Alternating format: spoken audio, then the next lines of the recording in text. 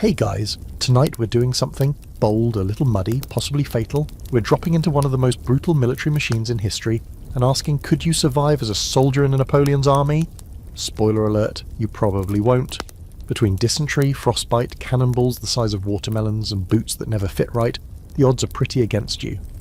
So before you get comfortable, take a moment to like the video and subscribe, but only if you genuinely enjoy what I do here. Also, drop your city and time in the comments. It's always wild to see where and when people are tuning in from. Now, dim the lights, maybe turn on a fan for that soft background hum, and let's ease into tonight's journey together. It's the year 1804. France has traded its revolution for an empire, and at the centre of it all is one very driven, very busy, very not tall man named Napoleon Bonaparte. You're 9 years old, working on your father's modest vineyard in the Burgundy region. You've never been more than 10 kilometres from home. You can't read, you've never held a musket. And, as of this morning, you're officially a conscript in the Grande Armée. How? A small slip of paper nailed to the church door, drafted. Your name's on it, drawn by lottery. Everyone in the village shows up to gawk as the list is read aloud. Old men clutch their hats, mothers cover their mouths, and young men, like you, shuffle awkwardly in wooden shoes and try not to cry. Your father gives you a rusted sabre from his old militia days. It's mostly ceremonial, but you take it like it's Excalibur. Your mother stuffs a tiny rosary into your palm. For protection, she says. You don't even believe in God. Not really. But you don't throw it away either. You report to the nearest recruitment station, a dusty town square crowded with other draftees. A man with a wax moustache and the emotional range of a wet broom checks your teeth and nods. That's it. You're officially military material. Congratulations, soldier. You haven't even been issued a uniform yet, but you've already lost the ability to say no. That afternoon, a wagon loaded with hay and sweaty humans takes you to a larger camp outside Paris. The road is long and filled with the smell of manure, burning tobacco, and nervous flatulence. You bond with a few other unlucky recruits along the way, a kid from Marseille who's too loud, and a baker's apprentice from Rouen who never stops eating stale crusts. These men will be your brothers, whether you like them or not. At the camp, the chaos ramps up instantly. Shouts, drums, horses, smoke, and a sea of blue uniforms moving like ants on a mission. Officers bark orders in 3 different dialects, and you're shoved into a line that seems to lead nowhere. You sleep under the open sky that first night, using your coat as a blanket and your shoes as a pillow. You already miss the vineyard. You even miss your older brother's annoying habit of whistling. The next morning, a burly corporal hands you a scratchy wool tunic dyed in the wrong shade of blue. It's a little too purple, but it's close enough. Your pants are too short, your boots too big, and your shako, your stiff military cap, is crushing your ears like a nutcracker. You look like a toddler who raided a costume box. Still, the transformation is weirdly powerful. You feel different. Not better, just less you. Within a few days, you're drilled. Hard. They teach you to march in formation, pivot with your unit, and stand perfectly still for hours in the hot sun. Your instructor is a terrifying Alsatian with a nose like a sword and a habit of yelling, "Imbecile," in your face every time you blink. You learn quickly, not because you're disciplined, but because fear is a fantastic motivator. You're handed your musket on the day 6. It's longer than your leg and takes about 30 seconds to load. You're told never to aim directly, just fire in the general direction of the enemy and hope for the best. That's comforting. The thing misfires more often than not, but hey, it's all you've got. One of the guys in your unit is missing 2 fingers from a musket accident. He says it with a laugh, like it's an inside joke you're not in on yet. Don't worry, he says. You've got 10 fingers. You can afford to lose a few. By the end of the week 2, the camp stinks of sweat, pipe smoke, and something that might be spoiled meat. There's no such thing as privacy, and you've already gotten into a fistfight with a guy who tried to steal your crusty cheese ration. You lost, but you did manage to hold on to the cheese. Then one night you're lined up and addressed by a mid-ranking officer with overly white teeth and a limp. He announces that your regiment will be deployed to Italy within the month. The veterans in the back groan. The new guys glance nervously at each other. You try to remember where Italy is exactly. Is it south? East? Doesn't matter. You're going there. On foot. As the officer leaves, the sky opens up and rain begins to pour, turning the camp into a soupy mess of mud and manure. You huddle under a scrap of canvas with your new companions. soaked and shivering. You think about home, about your father's hands, calloused and stained from years of working the vine, about your sister's laugh, about the way the air smells after a spring rain in Burgundy. You're in it now, and it's only the beginning. Historical fact: Napoleon's conscription system, called the levée en masse, pulled in hundreds of thousands of young men, many of them teenagers with no military experience. Quirky fact: some French recruits tried to dodge the draft by pulling their own teeth, thinking they'd fail the health inspection. A surprising number still got in. Open debate. Historians argue whether Napoleon's conscripts fought out of patriotism or raw fear. Some say both, others say neither. You're up before sunrise again, your blanket soaked with dew and your boots still wet from yesterday's storm. The officers don't care. They're already stomping through the mud, shouting roll call and snapping orders like the war's starting in the next 10 minutes. You rub the sleep from your eyes with a hand that smells like gunpowder and mouldy bread. Welcome to military training the French way. They don't waste time on philosophy or ethics here. The first lesson you really absorb is how to not fall over while marching for hours in formation.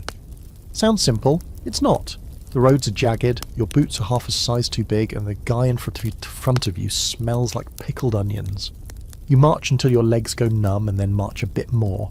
You're given exactly one break, and during it you drop down into the dirt with a grunt and chew a piece of hard biscuit that could probably break a window. Your teeth ache, but hey, it's calories. By the third day your unit has developed its own scent. A sour mixture of sweat, gun oil, old wine and despair. You're all learning at the same speed, slow. Few of the guys have blisters that pop and leak through their socks, turning their boots into little marinating jars of pain. There's no medical care, just a shrug and a filthy rag. Toughen up, says the corporal. You think the Austrians will wait for your blisters to heal? Weapons training kicks in fast. You stand shoulder to shoulder in a firing line trying to load your musket while your instructor times you with a frown. Paper cartridge, bite, powder in pan, ramrod, prime, fire, it takes forever. You're sweating by the end of it. Your first shot misses the wooden target by a generous 5 meters. The corporal doesn't say a word. He just stares at you like he's calculating how quickly you'll die in battle. And it gets worse. Bayonet practice. You're handed a long, jagged blade and taught to scream while lunging it into a stuffed dummy. It's bizarrely intimate, jabbing a man-shaped sack of straw with all your might while bellowing like a wild animal. But you do it, because everyone else is doing it. And if you don't, the Alsatian nose officer will probably make you run laps until you vomit. Then come the drills, over and over. Load, fire, fix bayonet, march in formation, pivot left, pivot right. They drill it into your bones until your muscles twitch on autopilot. Someone screws up a step and the entire line pays for it with push-ups in the muck. You hate him instantly, even though he's just as miserable as you. But here's the surprise. Slowly your body adapts. Your shoulders stop aching when you hold your musket. Your feet learn the rhythm of the march. You stop flinching at the sound of cannon fire during mock exercises. One morning you even realise you didn't wake up sore. It's a small victory. But in this place, small is all you get. Your unit gets assigned a nickname, the Mud Rats, because every time it rains, your side of the camp becomes a bog.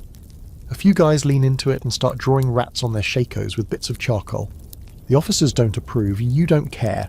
It makes things feel less sterile, less anonymous. You're no longer just a conscript, you're a mud rat, and that means something now. Then there's the matter of language.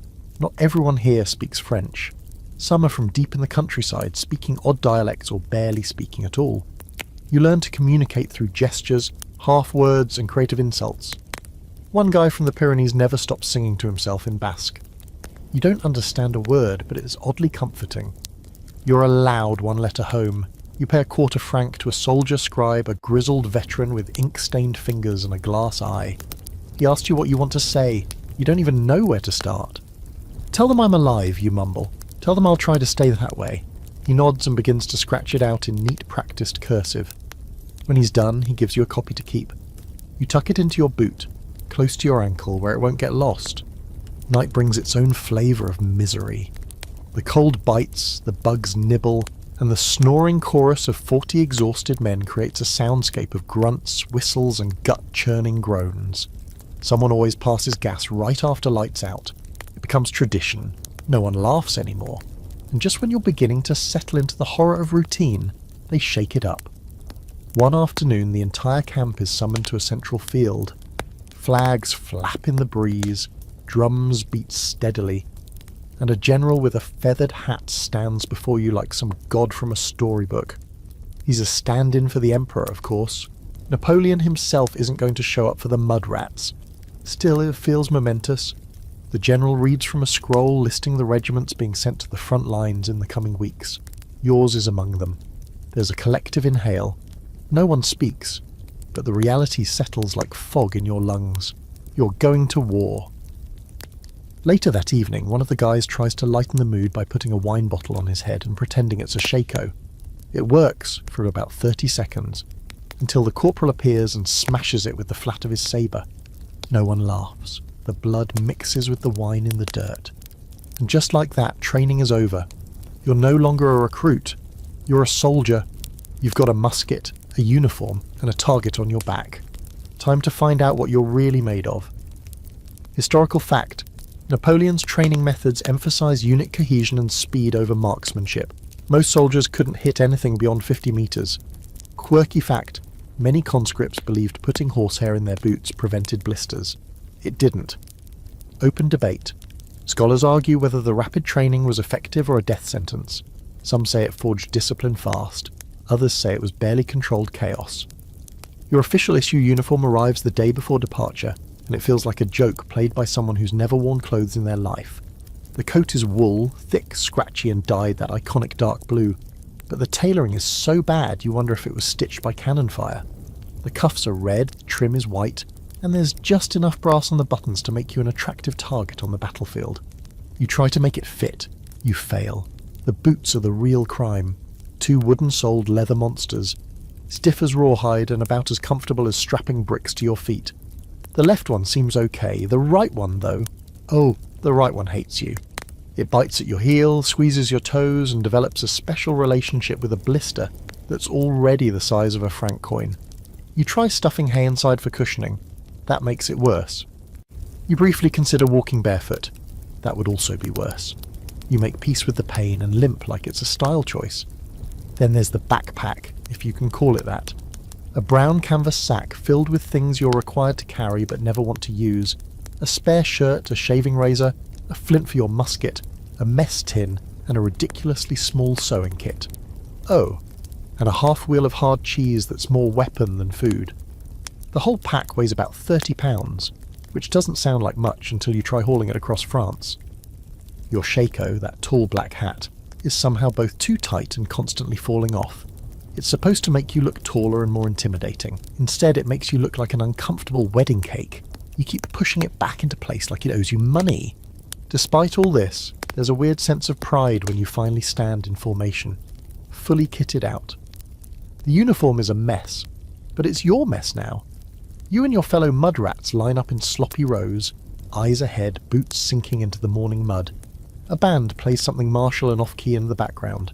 You think you recognise the tune, but it's being massacred by a drummer who apparently hates rhythm. Still, the beat carries you forward. You're marching now. The first leg of the journey to Italy takes you across northern France. Every day you march 20 kilometres or more, through open fields, through forests, over hills, and sometimes straight through terrified little villages that stare at you like a storm cloud made of men.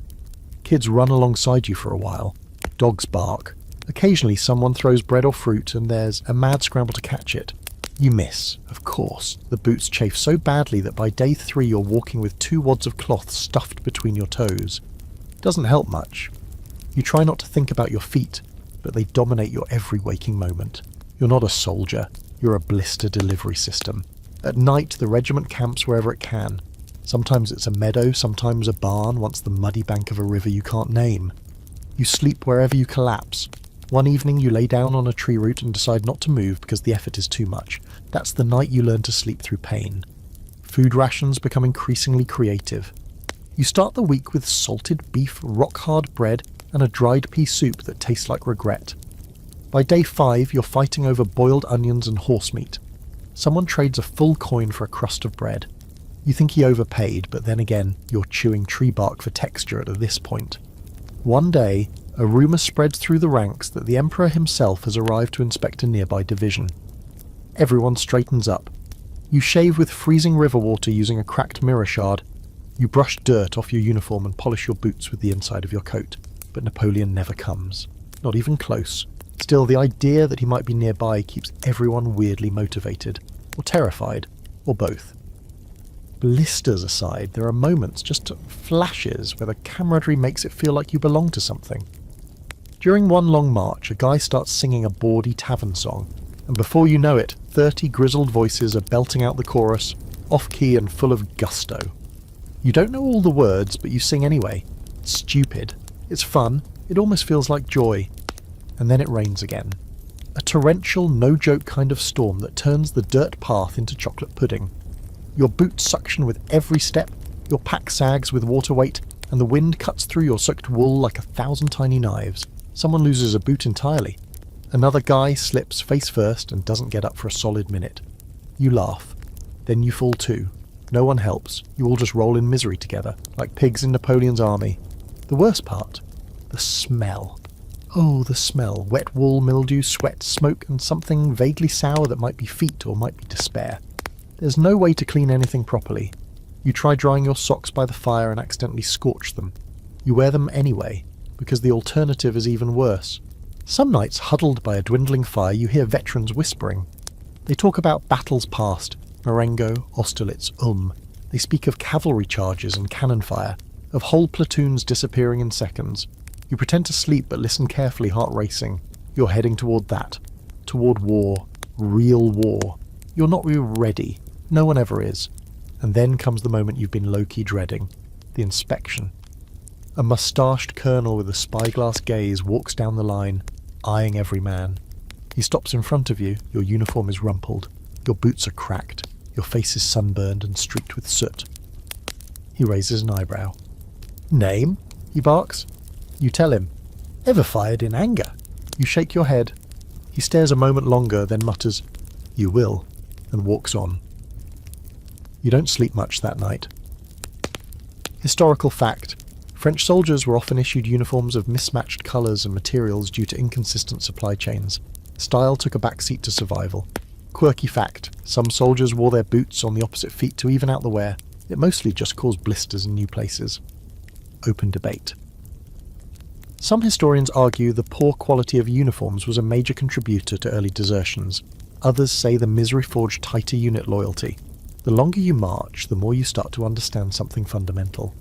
This army, Napoleon's legendary Grande Armée, is held together by discipline, fear, and the sheer momentum of thousands of men too tired to stop moving. There's no such thing as downtime anymore. Even the pauses are filled with shouts, drills, inspections, or worse. Silence thick enough to choke on. The officers don't sleep, or if they do, it's with one eye open and their sabre in hand. And discipline. It's not just a concept, it's a living, breathing thing. You can smell it in the sweat-soaked uniforms and hear it in the bark of commands that leave no room for maybe. Step out of line and you're corrected. Loudly. Step out of line twice and you're corrected physically. The punishment menu is simple and direct. Extra marching, public humiliation, loss of rations. Or, if you're really ambitious in your screw-ups, the lash! You see it happen one afternoon. A young conscript, maybe 15, gets caught sneaking an extra ration of bread. He's starving. Everyone is. But rules are rules. The officers line up the entire regiment, make the boy stand in front of everyone, and strip him down to his undershirt. A leather whip cracks across his back while the rest of you stand frozen. Not daring to look away, not daring to look too long either. The boy doesn't cry, but his eyes glaze over. When it's done, he limps back to formation. No one talks to him for hours. Not out of cruelty, but because no one knows what to say. That's the moment you understand. Mercy isn't part of the manual. Order is. Even off the battlefield, the rules are brutal. You're forbidden from leaving the group without permission. Forbidden from gambling with civilians. Forbidden from falling asleep on sentry duty. A mistake that carries a death sentence. One guy nearly finds out the hard way. He nods off at his post, and in the morning the sergeant makes him dig his own shallow grave. Then just when the poor soul's about to pass out from fear, the officer shrugs and says, "Let this be your warning." They leave the hole there. No one dares to fill it in. Still, human nature finds ways to fight the system. Gambling happens in secret. Wine flows when you pass through villages, traded for buttons or bits of silver scraped from your belt buckle. A few veterans smuggle dice, and before long, entire evenings are spent hunched in circles, betting on anything that moves. You lose half a ration on a bet that a chicken will peck the right pebble. It doesn't. You forgive the chicken, sort of. Then there's the unofficial market, the black market underground of every campaign. Need better boots? Someone's got a pair, probably looted off a corpse. Wants a fresh shirt? It'll cost you. A flask of cognac? That's basically gold. Everything is for sale. If you're bold or stupid enough to ask the right people. You don't participate much, but you see the exchanges happen quick as blinks. A pair of gloves disappears from one soldier's coat. Later you see the same gloves on a corporal's hands. No one says anything. You start to notice the unspoken hierarchies. Officers are gods in boots. Non-commissioned officers, the sergeants and corporals, are like stern uncles with murder licenses. But then there are the vieux grognards, the old grumblers, veterans who've served in campaign after campaign. They walk like they own the dirt beneath them. They mutter criticisms openly, and somehow they're allowed. Napoleon himself once said, "Let the old grumblers grumble. They are the backbone of my army." You begin to understand why. They know things. They teach you how to keep powder dry in a storm, how to fake a stomachache just convincingly enough to skip latrine duty, how to walk so your pack doesn't tear your back apart. One of them, a wiry man named Tissot with half an ear and an eye like a crow, takes a liking to you. He notices your bleeding heel and mutters, "Leather stretches. Soak the boots overnight. Sleep barefoot. Break your feet before they break you." He doesn't wait for a thank you. You follow his advice. It helps. A little. Some nights, if things are calm, you gather them in small clusters around tiny fires, speaking in low tones. The topics vary. Home, women, food, the war. Rumours swirl like smoke. Austria is falling, Spain is a mess, Napoleon's got some secret new weapon, the English are cowards, the Prussians are planning something. No one knows anything, but the rumours help pass the time. You nod along, pretending to know more than you do. One guy tells a story about a soldier who was struck by lightning during a drill and survived. Now he claims he's immune to bullets. You're not sure what to believe, but he definitely walks with a swagger that says, "Go ahead, try me." You spend more and more time in silence. Not because there's nothing to say, but because saying it takes effort, and you're learning to conserve every scrap of energy. The world shrinks to simple things, footstep after footstep, bite after bite, breath after breath. You're becoming less a person and more a gear in a vast machine rolling towards something you don't understand. One day, a group of deserters is caught. 5 men, half-starved, wearing civilian clothes and carrying bits of stolen silverware. They are brought back in chains, paraded before the regiment, and made an example of. No one says the word execution, but it hangs in the air like a storm cloud. You don't sleep that night either. Later, during a break, you catch a glimpse of your own reflection in a cracked wagon mirror. Sunburned skin, chapped lip, eyes that look too old for your age. You blink at the image, it blinks back, unfamiliar. You barely recognise yourself, but you're still here, still moving, still breathing. Discipline might have reshaped you, but it hasn't erased you, not yet. Historical fact. Punishment in Napoleon's army could be extreme, especially for desertion or dereliction of duty, and often included public execution or branding. Quirky fact, some soldiers believed carrying a rabbit's foot or a lock of hair from their loved one could protect them from cannon fire. Unproven, obviously. Open debate. Historians still argue whether Napoleon's strict discipline built loyalty or created a culture of fear. Evidence supports both views, depending on the regiment. You know you've left France when the language shifts around you. Not in your ears. You're still surrounded by French cursing, of course, but in the signage, the street names, and the wary stares of villagers who don't speak your tongue. The landscape rolls out before you, greener and hillier now, dotted with olive trees and stone houses. Northern Italy, Napoleon's favourite battlefield. He won glory here a few years back, and now you're following in his muddy footsteps, trying not to trip on the legend. Your regiment is part of a larger corps moving southeast. You're told that Austrian forces have dug in beyond the Po River. You don't know where that is exactly, but judging from the nervous tone of your commanding officer, it's not going to be a cakewalk. You march faster now, less stopping, fewer fires, orders to come harder and quicker, and the officers' eyes look darker in the morning as if they know something they aren't saying. The locals do not welcome you with bread and wine. They shut their windows, they hide their daughters, they nod with stiff necks. then spit when they think you aren't looking. You get used to it. Sometimes a village offers supplies under duress, usually because the officer has waved around his sabre and used the word commandeer too many times. You watch as entire barrels of olive oil are rolled away, bread baskets emptied, chickens seized, and wine bottles plundered. Your conscience flares at first, then hunger wins. You eat the bread, you sip the wine, you tell yourself this is just how it works. Your first brush with combat is brief, chaotic, and over before you can make sense of it. A forward unit runs into Austrian scouts, shots ring out, drums thunder, you're ordered into position behind a hilltop and told to wait. Muskets loaded, bayonets fixed. Your hand shakes so hard that powder spills down your sleeve. You clutch your weapon tighter and try not to throw up. Then nothing. The enemy pulls back. A false start. You're sent to recover the bodies. Not many, just 3 or 4, but enough to remind you that this isn't a drill. You help drag a man with half a face into a ditch. His hand is still clenched around his musket. It takes 3 tugs to loosen his grip. You dreamed about that hand for weeks. After that, things move fast. You cross rivers, climb steep trails, sleep on rocks, and eat whatever hasn't gone rancid. The Austrians are retreating, but they leave behind traps, small ambushes, bridges collapse behind them, poisoned wells in a few villages. You learn not to drink from anything that smells too sweet. One of the mud rats doesn't listen and spends a night vomiting blood. He doesn't wake up.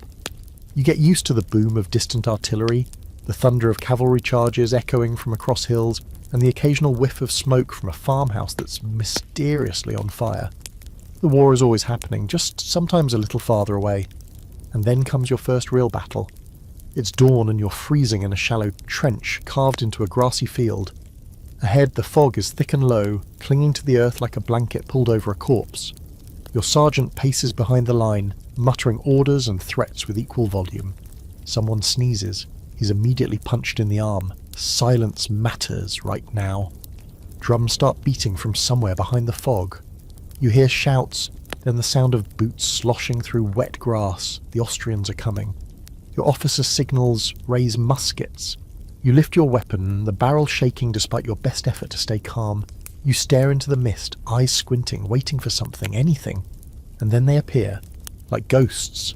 White-coated infantrymen marching in stiff lines, muskets levelled, faces unreadable. You fire. Everyone does. The smoke is instant and choking. The blast rings your ears. You don't know if you hit anyone, but you reload without thinking. Ramrod, powder, ball, prime, fire. The battle is chaos.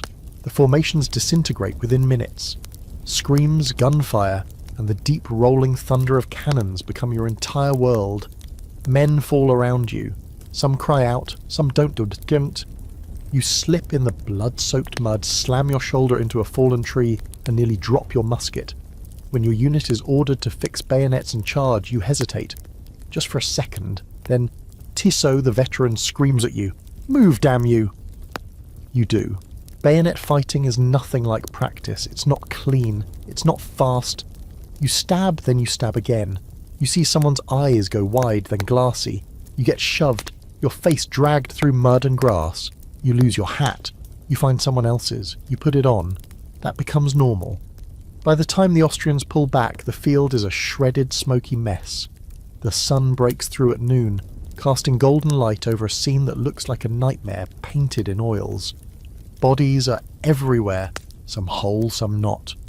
Horses lie twisted and broken, their riders long gone. You are alive, barely. Your regiment takes what's left of a ruined farmhouse as shelter.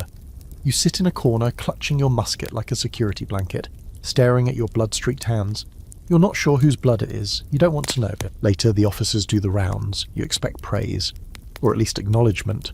But all you get is a nod and a new order. Dig trenches for the night. So you dig, and try not to look at the half-buried boot poking out of the earth where the mud is soft. That night, a fellow soldier finds a goat wandering near the battlefield. They cook it over a fire using a broken bayonet as a spit. You eat like it's your birthday. You laugh, when someone pours wine into a tin cup and offers a toast to still having both ears. You clink cups, you drink, you pretend you're not changed, but you are, and you know it. Historical fact. In northern Italy, Napoleon's early campaigns, 1796 to 1797, cemented his reputation, with battles like Lodi and Arkol showcasing his bold tactics and use of conscript armies. Quirky fact, some soldiers believed bayonet wounds were more honourable than musket shots, because it meant you were close to the enemy and still survived. Open debate. Historians argue whether Napoleon's Italian campaigns were truly strategic masterworks, or simply the result of opponents being uncoordinated and unprepared. You start to notice the shift in pace the moment the shooting stops. It's like someone yanks a curtain aside and the world returns, slowly, warily.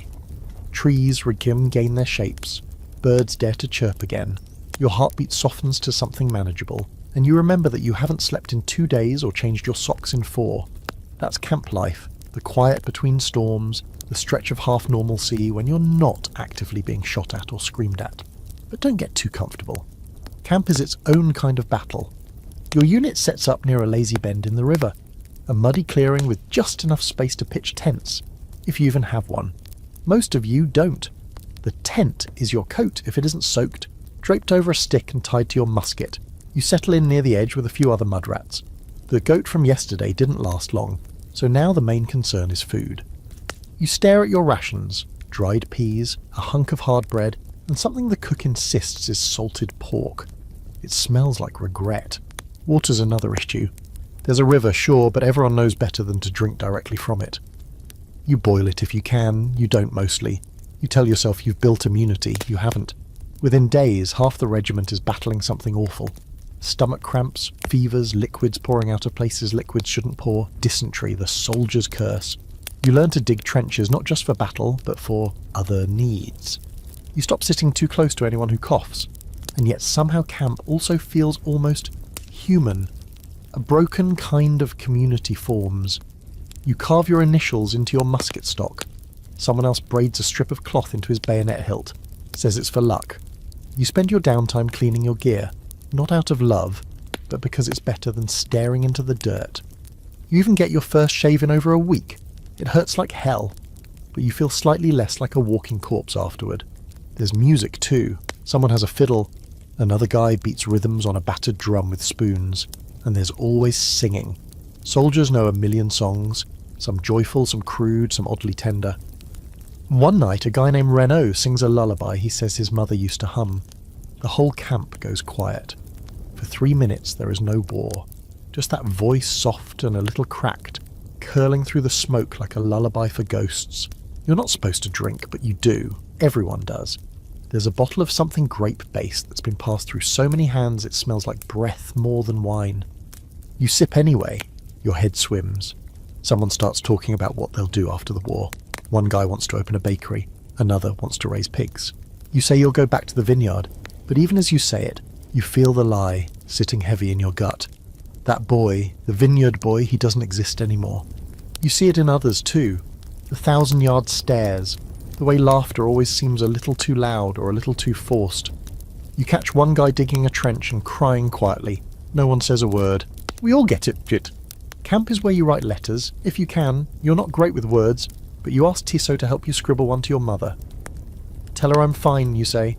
Tell her I'm staying warm. He doesn't even scoff. He just nods, scratches out the words in neat block letters, and hands it over. You fold it twice and tuck it into the cuff of your sleeve. There are no mailboxes. Letters go with couriers, if they make it. If not, well, at least you wrote it. Then inevitably the boredom sets in. Boredom in camp is dangerous. Idle hands throw dice, start fights, steal. You see one soldier tackled after trying to swipe a sack of onions from the supply cart. Another gets caught cheating at cards and ends up with a black eye and a cracked rib. There's no police, just fists and grudges. A new officer arrives, young, fancy, clean boots.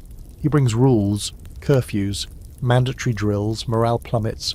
Someone puts a dead rat in his bedroll. He never finds out who everyone does.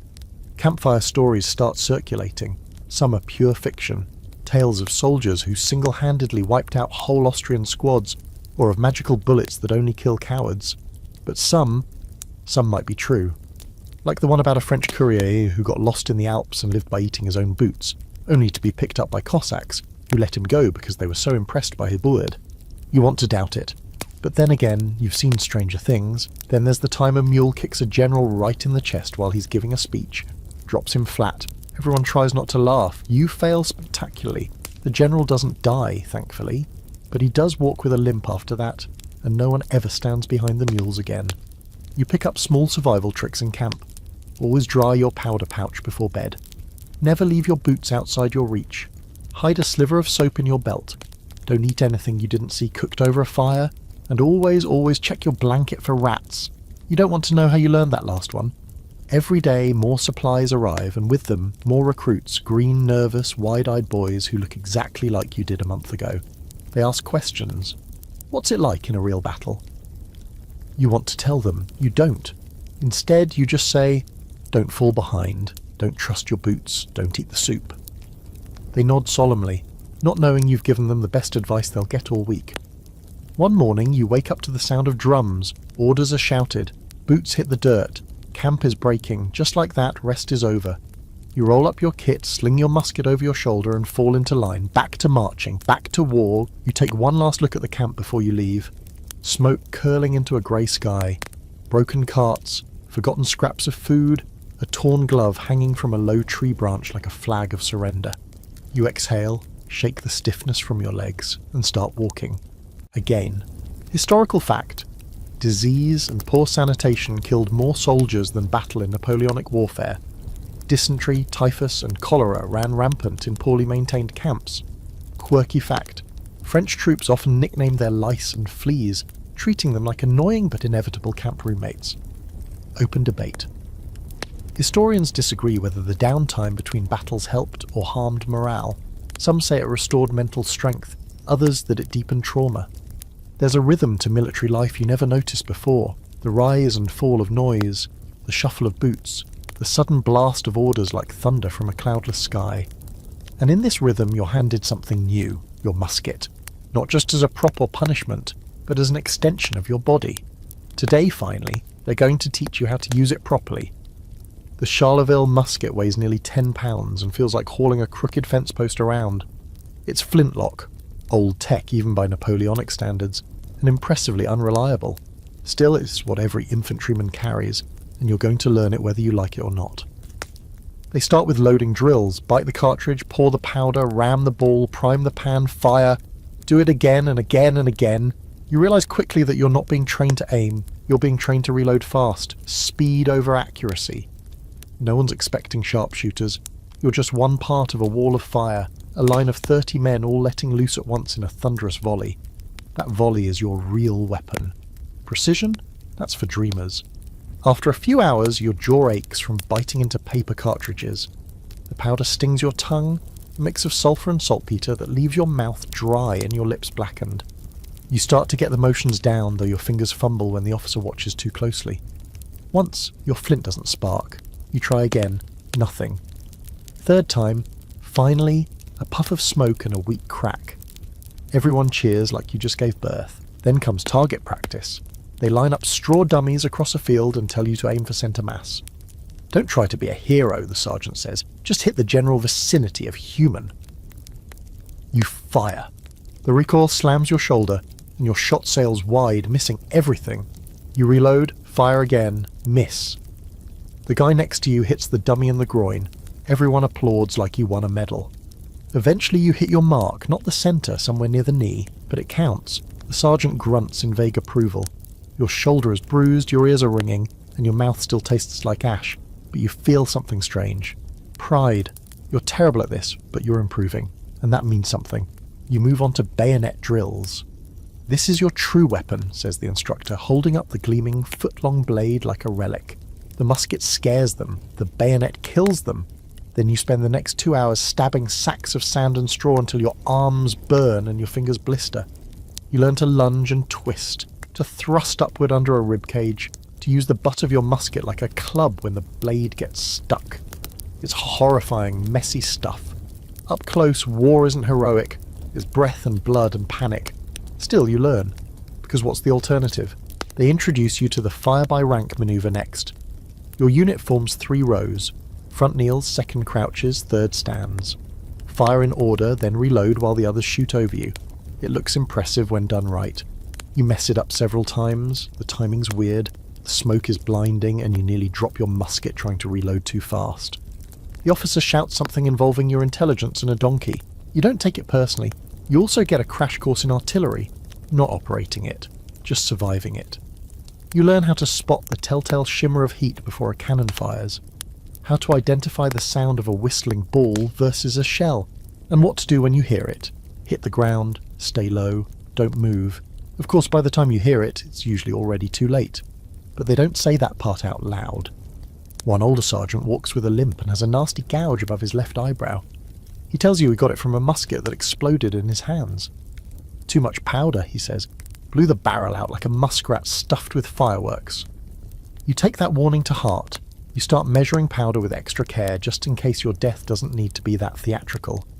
You also get to test out your bayonet skills in mock skirmishes. Half the regiment pretends to be Austrians, and you're ordered to repel them in a staged melee. You jab, parry and shoulder shove your friends like it's a pub brawl with homework. One guy breaks a tooth, another gets winded and throws up in a ditch. You come out of it with a bruised elbow and a fresh respect for just how quickly a controlled situation can spiral into chaos. In quieter moments, you clean your musket with a cloth that used to be part of a shirt. You're told to oil the barrel regularly, keep the lock mechanism dry and never sleep with it pointed at your own head. Seen it happen, someone says. Guy rolled over and gave himself a third nostril. You laugh, then stop. You're not sure if it's a joke. Weapons maintenance becomes part of your daily routine. Load, fire, clean, repeat. You even start naming your musket, like many soldiers do. Something silly at first, Old Spitter, or maybe Lucille, but eventually you settle on Matilda. You don't know why, it just fits. Now when you shoulder her, it feels less like hauling dead weight and more like carrying a weird, angry friend. You're also taught the art of intimidation. Line up straight, eyes forward, don't blink. March with rhythm. Make the enemy think you're one unstoppable wave, even if half your company is hungover and limping. Uniforms get brushed down, brass polished, buttons aligned. It's pageantry with a purpose, fear. Then there's the darker stuff. Officers remind you what to do if captured. Say nothing, never admit your unit, don't give your real name. But if you're wounded and captured, that's luckier than most. Just don't let them bayonet you where you lie, says one grim-faced corporal. The Austrians get twitchy when the mood's bad. It's not all doom. Sometimes you find strange joy in the chaos. Like when you finally load and fire your musket in under 20 seconds and everyone cheers, or when you bayonet a dummy so hard it falls off its post and someone starts clapping, or when the sergeant actually smiles and says, "Maybe you'll survive this after all. Maybe." Historical fact, the Charleville musket was the standard French infantry weapon, with a maximum effective range of only about 50 to 100 metres. Most battles relied on mass volleys, not marksmanship. Quirky fact, soldiers often peed on their flints to cool them down between shots, a practice that allegedly made them spark better, though it's highly debated. Open debate. Military historians argue whether Napoleonic musket training was efficient or dangerously underdeveloped. Some say it favoured numbers over individual skill. Others believe it was as effective as tech allowed. Your first full-scale battle is not glorious. It's not even dramatic. Not in the way stories make it seem. It's just loud, overwhelming, disorienting. One long, dizzying scream of noise and smoke and orders barked by the men, already hoarse from yelling. You don't even know the name of the place. A ridge, a stream, some patch of farmland the Austrians decided to defend, and your commanders decided to take. It begins before dawn. Cold air clings to your coat as you line up with the rest of the regiment in the damp grey. Officers pace, whispering final instructions. You shift from one aching foot to the other, your packs digging into your shoulders. Your stomach churns, not just from nerves, but from last night's half-cooked barley stew. You try to breathe slow. It doesn't help. The drums start, that deep pounding beat that seems to vibrate inside your ribs. Then the march begins. Slow, deliberate, muskets up, eyes forward. Somewhere behind you cannons are being dragged into position. You can't see them, but you feel the tremble in the earth with each movement. Tissot walks beside you, humming under his breath like he's done this too many times to panic anymore. You want to ask him what it's going to be like, but you don't. You don't want the answer. The first cannon fires just after sunrise, a bone-shaking boom that snaps the air in half. You flinch, everyone does. The officer ahead of you keeps walking like it's nothing. A moment later, another cannon, then another. And then you hear the return fire, distant thuds from the Austrian all lines. The air begins to hiss and whine, filled with the ugly sound of metal flying somewhere too close. You see a cannonball skip across the field, throw dirt into the air, and then keep going. It doesn't hit anyone. This time, your unit is ordered to halt behind a low rise. You crouch low, heart pounding, trying to stay small while explosions crack and smoke curls across the sky like angry ghosts. The noise is unbearable. Every blast rattles your teeth. You can't hear your own thoughts. You catch yourself whispering the same nonsense over and over, like a prayer to a god who doesn't speak French. And then, the order. Advance! You scramble to your feet, musket in hand, and move with the others down the slope, through smoke so thick it feels like walking underwater. You can barely see your boots, let alone the enemy. The drumbeat grows faster. Shouts echo. Somewhere off to the side, a French column breaks into a run. You stay in line, shoulder to shoulder with your brothers, musket aimed low. You trip over something, a body, a rock. You don't look. Then the Austrians fire. It's a wall of sound, brighter and sharper than cannon blasts. You see flashes in the smoke, hear the sting of bullets cutting through the air. Men fall beside you. One drops straight to the ground, no sound, just gone. Another screams and clutches his side, blood blooming through his coat. You keep moving. You're not thinking anymore, just reacting. Your first shot goes wide. You don't even remember aiming. Your hands are shaking, your fingers fumbling with the cartridge. Reload. Powder. Ramrod. Prime. Fire. You repeat it again and again. Time loses meaning. You scream until your throat burns, not from pain, just to realize there always is something clawing at your chest. At some point you reach the enemy line. Bayonets flash. You lunge at a figure in white, your blade catching him somewhere around the hip. He crumples, and you step over him without thinking. A hand grabs your arm and you twist hard, striking with the butt of your musket. You don't know if it's enough. Someone else shoves past you. There's shouting in German. A face, blood, mud, then more smoke. The fight shifts, away, back, sideways. Your unit is pushed, then surges forward, then stalls. You've lost all sense of who's winning. The field is a mess of tangled bodies, broken muskets, and men screaming for help. Somewhere nearby, a cannon explodes. You don't know whose. The ground shakes. Eventually, the Austrians retreat, or maybe they just fall back to a new position. Either way, your officers blow whistles and wave flags. The fighting slows, not stops, slows. You stand in the middle of it all, panting, covered in sweat and soot and something sticky on your sleeve. Mathilde, your musket, is still in your hands, blackened and warm. The sky is clearer now. The smoke begins to lift, revealing a field that doesn't look like a field anymore. More like a graveyard that hasn't caught up yet. Bodies lie in twisted shapes, some moving, some very still. You step around a fallen horse, careful not to look into its wide, unblinking eyes. Tissot walks up beside you, covered in grime but grinning like a man who just beat death at cards. "Not bad," he mutters. "You still have your head." You nod because words won't come. Your ears are still ringing. Your legs feel like pudding. Later you're ordered to help gather the wounded. You roll over a young man with a gut wound. He's Austrian, barely more than a boy. He clutches a medallion and whispers something over and over. You don't understand him. You just hold his hand until he stops. Back at the makeshift camp, you collapse near a fire. No one speaks much. The new recruits, what's left of them, are quiet, pale. One cries quietly, curled up in his coat. The rest just sit there, haunted. You understand now why veterans look the way they do, why they walk like they're always half expecting the ground to explode beneath them. That night the surgeon operates by candlelight.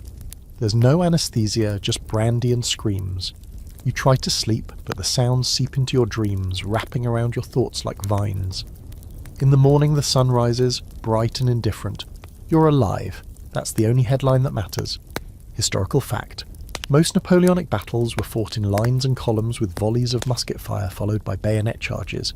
Casualties were often high due to lack of cover and ineffective medical care. Quirky fact, some soldiers carried small blessing coins or hidden charms they believed would stop bullets. Many were found during battlefield excavations. Open debate. Historians still debate whether mass bayonet charges were more psychological than practical. Some argue most foes broke before contact. Others say real melee combat was common and brutal. It happens the day after the battle, when the officers finally confirm what's been whispered for weeks.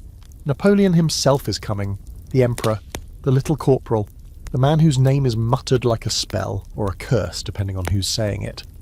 You'd half thought he was more myth than man, some towering idea draped in medals, more likely to appear in a story than on the muddy edge of a war-torn field. But now he's on his way, and the entire camp turns frantic. Everything must be perfect. Uniforms cleaned, boots shined, even the ones with holes in them. Camps cleared, fires doused, broken wagons pushed behind trees. You're ordered to stand in formation for an inspection at dawn, and the tension is so thick it practically sweats from every man's skin. Officers pace like panicked hens. Sergeants grow hoarse from barking the same instructions again and again. Straighten your line, tuck in your shirt, fix that damn bayonet angle. You and the rest of the mud rats do your best. But you still look like exactly what you are. Exhausted survivors. You try brushing the dried blood off your coat, but it only smears darker. Someone finds a patch of clean water and starts spitting into his hand to slick back his hair. Another guy plucks wildflowers and tucks one into the barrel of his musket.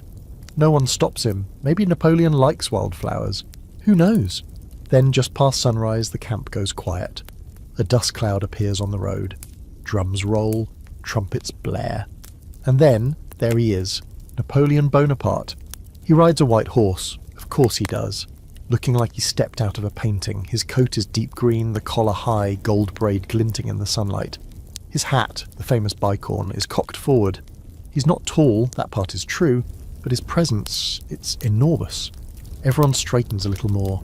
You do too, though your back protests with every muscle fibre. He rides slowly down the line, flanked by a handful of guards, all dressed to the nines. You catch a glimpse of his face, sharp features, intense eyes, not angry, just focused, like he's constantly solving 5 problems at once and you're maybe one of them. He nods occasionally, rarely smiles, speaks only when absolutely necessary. When he gets close to your section, your heart does this weird flippy thing. You grip Matilda a little tighter, breathe in through your nose and lock your knees. The air feels heavier somehow, like it knows who's here. Napoleon's gaze sweeps over you, then lingers, just for a second. He nods. That's it. A nod. But you feel it in your bones. That nod might as well be a medal. Tissot whispers, "Don't faint." You don't. Barely. After the inspection, he addresses the gathered regiments from atop a nearby rise. You're too far to hear every word clearly, but the message carries anyway. He speaks of honour, of duty, of the Republic, though that word's doing a lot of heavy lifting these days. He promises glory, food, and, strangely, boots. The men cheer wildly at the last one. You cheer too, because honestly, you'd kill for a new pair of boots. Then he's gone, trotting off with his entourage, leaving a trail of silence and awe in his wake. That night the camp buzzes with stories. Some say they heard him say their regiment was the finest in the corps. Others claim he looked them dead in the eye. One guy insists Napoleon winked at him. Everyone mocks him mercilessly. But deep down, you're all riding the same strange high. For one brief moment, you are seen. After that, his presence lingers like perfume. Orders start coming faster. Movement picks up. You get the sense that something big is coming, maybe another push deeper into enemy territory.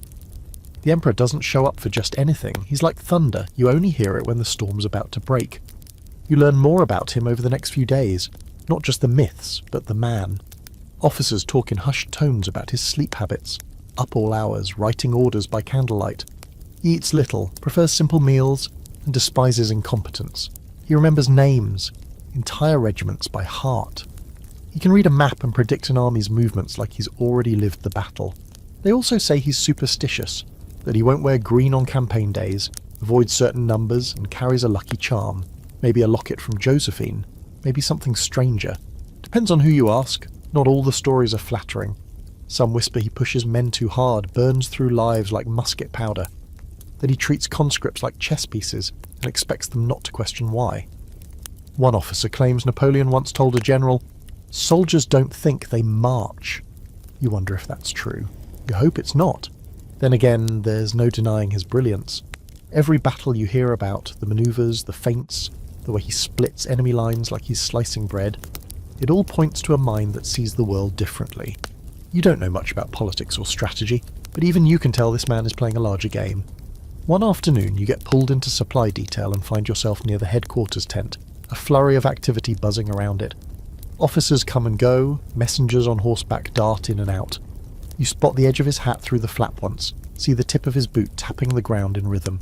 That's enough. You step back quickly, heart hammering. Being near the Emperor is like standing too close to a bonfire. You feel both honoured and in danger of being consumed. Back in your tent circle, the mud rats take turns impersonating him. Tissot does a surprisingly good Napoleon voice, nasal, clipped, half mumbling, but he only does it when there are no officers within earshot. Yes. You laugh until your stomach hurts. It's the first time you've laughed like that in weeks. Still, his presence changes everything. You march straighter, drill harder. You try not to think about the next battle, but it's coming. You know it, and you know that if you fall, he might not remember your name, but you'll be one of the thousands who helped him make history, or die trying. Historical fact, Napoleon was famously hands-on, frequently inspecting troops personally and often remembering entire regiments and officers by name, earning both admiration and unease. Quirky fact, Napoleon had a lifelong fear of cats, ailurophobia, though he tried to hide it in front of soldiers and officers. Open debate, scholars still argue whether Napoleon truly cared for his men, or saw them as expendable tools. His personal letters suggest compassion, but his campaigns speak of brutal efficiency. You don't wake up so much as return to consciousness, like a reluctant ghost dragged back into a body that's already aching. It's still dark, not quite dawn, and the air smells like cold stones and wet wool. The officers bark orders before the sun's even hinted at rising. You roll out of your makeshift blanket with a grunt, brush straw from your face and stretch joints that feel 3 decades older than they should. Today you're crossing the Alps. No, not the easy part. Not the pretty postcard side with wine and waterfalls. You're going over the military passes, high-altitude, narrow, snow-slicked paths that look like they were designed by someone who hated legs. It's supposed to be a show of strength, a repeat of Napoleon's earlier campaign when he led his army through the great St. Bernard Pass like some mythological general god. The officers call it glorious. You call it a bad idea with boots. You begin the climb with the rest of your unit in silence, the only sound being the crunch of boots on gravel and the occasional wheeze of someone who didn't sleep well. You didn't either. The wind picks up quickly. At first it's just a stiff breeze, but as you ascend it sharpens into something more personal, like the mountain is trying to shave your face with a dagger. There's no snow at first, just a hard frost coating the rocks like powdered sugar. But within a few hours, you're walking through the real stuff, knee-deep, bitter, and packed so tight it crunches like glass. The trail narrows, hugging the cliffside. One wrong step and you're off the edge. Literally! They lost 3 pack mules this morning. One slipped and took half a supply sled with it. The silence afterward was chilling. You clutch Mathilde close, using her as a walking stick when the trail gets steep. She's cold to the touch, the metal bits biting into your fingers. Your gloves are soaked and stiff and your breath clouds in front of you like a tiny ghost of your former comfort. Visibility drops, fog view rolls in. Your unit becomes a line of vague shapes trudging through a white void. It's beautiful in a way, if you weren't freezing to death. Somewhere behind you a soldier starts singing. Just one, off-key, a song about love and wine and warm feet. Then another joins in, then a third. Soon it's a chorus of frozen misery. The lyrics half forgotten but the tune strong. You don't sing, you just listen. One boot after another, wondering when your toes stop feeling like toes. Food becomes an issue quickly. You're burning energy fast and the cold makes hunger sharper. Rations are tight, cheese, bread, whatever's left in your pouch. You chew slowly, trying to convince your brain that crumbs are a feast. Someone offers to trade a whole day's pay for a dried apple. The apple's owner refuses. "This is my last luxury," he says, then eats it in front of everyone. No one stabs him, but you all think about it. Nightfall brings no relief. You camp in a snow-covered ravine with nothing but a windbreak made of rocks, and your coat buttoned as tight as it'll go. There's a fire, but it barely registers. You curl in close with your tent mates, sharing body heat and muttering curses that turn into steam. You've never been this cold, not even close. That's when the snowstorm hits. It comes like a silent thief, first a soft flurry, then a blinding, howling nightmare. You huddle under a torn blanket and pray your shelter holds. Men scream orders into the wind, tents rip free. A tree cracks in half and falls near a cook fire. The fire dies. The cold wins. You wake up with a crust of frost on your eyelashes and a pain in your fingers that feels suspiciously absent. Not numb, just gone. That's when you realise you may have frostbite. You're lucky. Some men don't wake up at all. They bury them in shallow pits carved from the snow. You help dig. The ground is frozen solid, so the pits are more like scooped cradles. No ceremony, just a nod and a pile of rocks. You don't know their names. One had a tattoo of a chicken on his forearm. That's all you remember. By the third day of the climb, discipline begins to slip. Men stagger. Some fall behind. One man sits down and refuses to move. His eyes are glassy. He says, "I'll just wait for spring." No one argues. You keep walking, then finally the top. There's no fanfare, no triumphant flag planted in the snow, just a quiet bleak plateau with the sky yawning wide above and Italy's distant valleys far below. You stand there exhausted and filthy, with cracked lips and bleeding heels, and look out over the land you're supposed to conquer. "Worth it?" Tissot asks. You shrug. Your brain's too frozen for philosophy. The descent begins the next morning, and if you thought going up was bad, going down is a lesson in gravity's many personal vendettas. Slippery paths, loose rocks, ice that looks like dirt. A man ahead of you slips, slides 20 feet and stops only because he crashes into a frozen tree. He laughs when he stands up. You don't. You might never laugh again. But slowly the air warms, the snow thins, trees reappear. So do birds. You see green for the first time in days and almost weep. Almost. The tears would freeze anyway. By the time you reach the base, your boots are ruined, your coat's torn and your face is red with windburn. But you're alive. You made it over the Alps, just like Napoleon did. Just like the legends say. And now you get to fight again. Historical fact. In 1800, Napoleon famously crossed the Alps through the Great St. Bernard Pass to surprise Austrian forces, a manoeuvre that became the stuff of legend, though the real crossing was far less glamorous than depicted in art. Quirky fact, some soldiers believed stuffing garlic or crushed onions into their boots could prevent frostbite. Spoiler, it didn't. Open debate. Historians disagree on whether the Alpine crossing was truly brilliant strategy or an unnecessary hardship chosen for symbolic flair. Some say it paid off, others call it reckless theatre. The Italian countryside greets you not with warm breezes and olive groves like the paintings suggest, but with heat. Heavy, suffocating, completely inconsiderate heat. It's not even noon and you're already drenched in sweat, the wool of your uniform clinging to your skin like a wet sheep. The cold of the Alps is a fading memory. Now your boots squelch with perspiration instead of snowmelt, and the only ice you'll see is in your imagination, probably while hallucinating from dehydration. The campaign has shifted south. You're part of the force being sent to secure Napoleon's grip on the Italian peninsula, where the Austrians keep slipping in like mildew. The Emperor wants speed, so your unit marches fast, sometimes through the night, chasing shadows of enemy troops. You pass abandoned farms, ransacked monasteries, fields trampled by the boots of 5 armies, and villages whose residents eye you like they're deciding whether to flee or poison your stew. You camp one night on the edge of a ruined Roman road, actual Roman. Some of the stones still bear ancient chisel marks, though most are half sunk or missing. Tissot leans on his musket and says, "Imagine dying in a ditch built by Caesar." You don't have the energy to imagine anything. You just nod and try to scrape a tick off your thigh. Then comes the announcement. The army's going to Egypt. You blink. Egypt! The officers confirm it. You're being moved to the coast, then loaded onto ships to cross the Mediterranean. New orders, new campaign, new nightmare.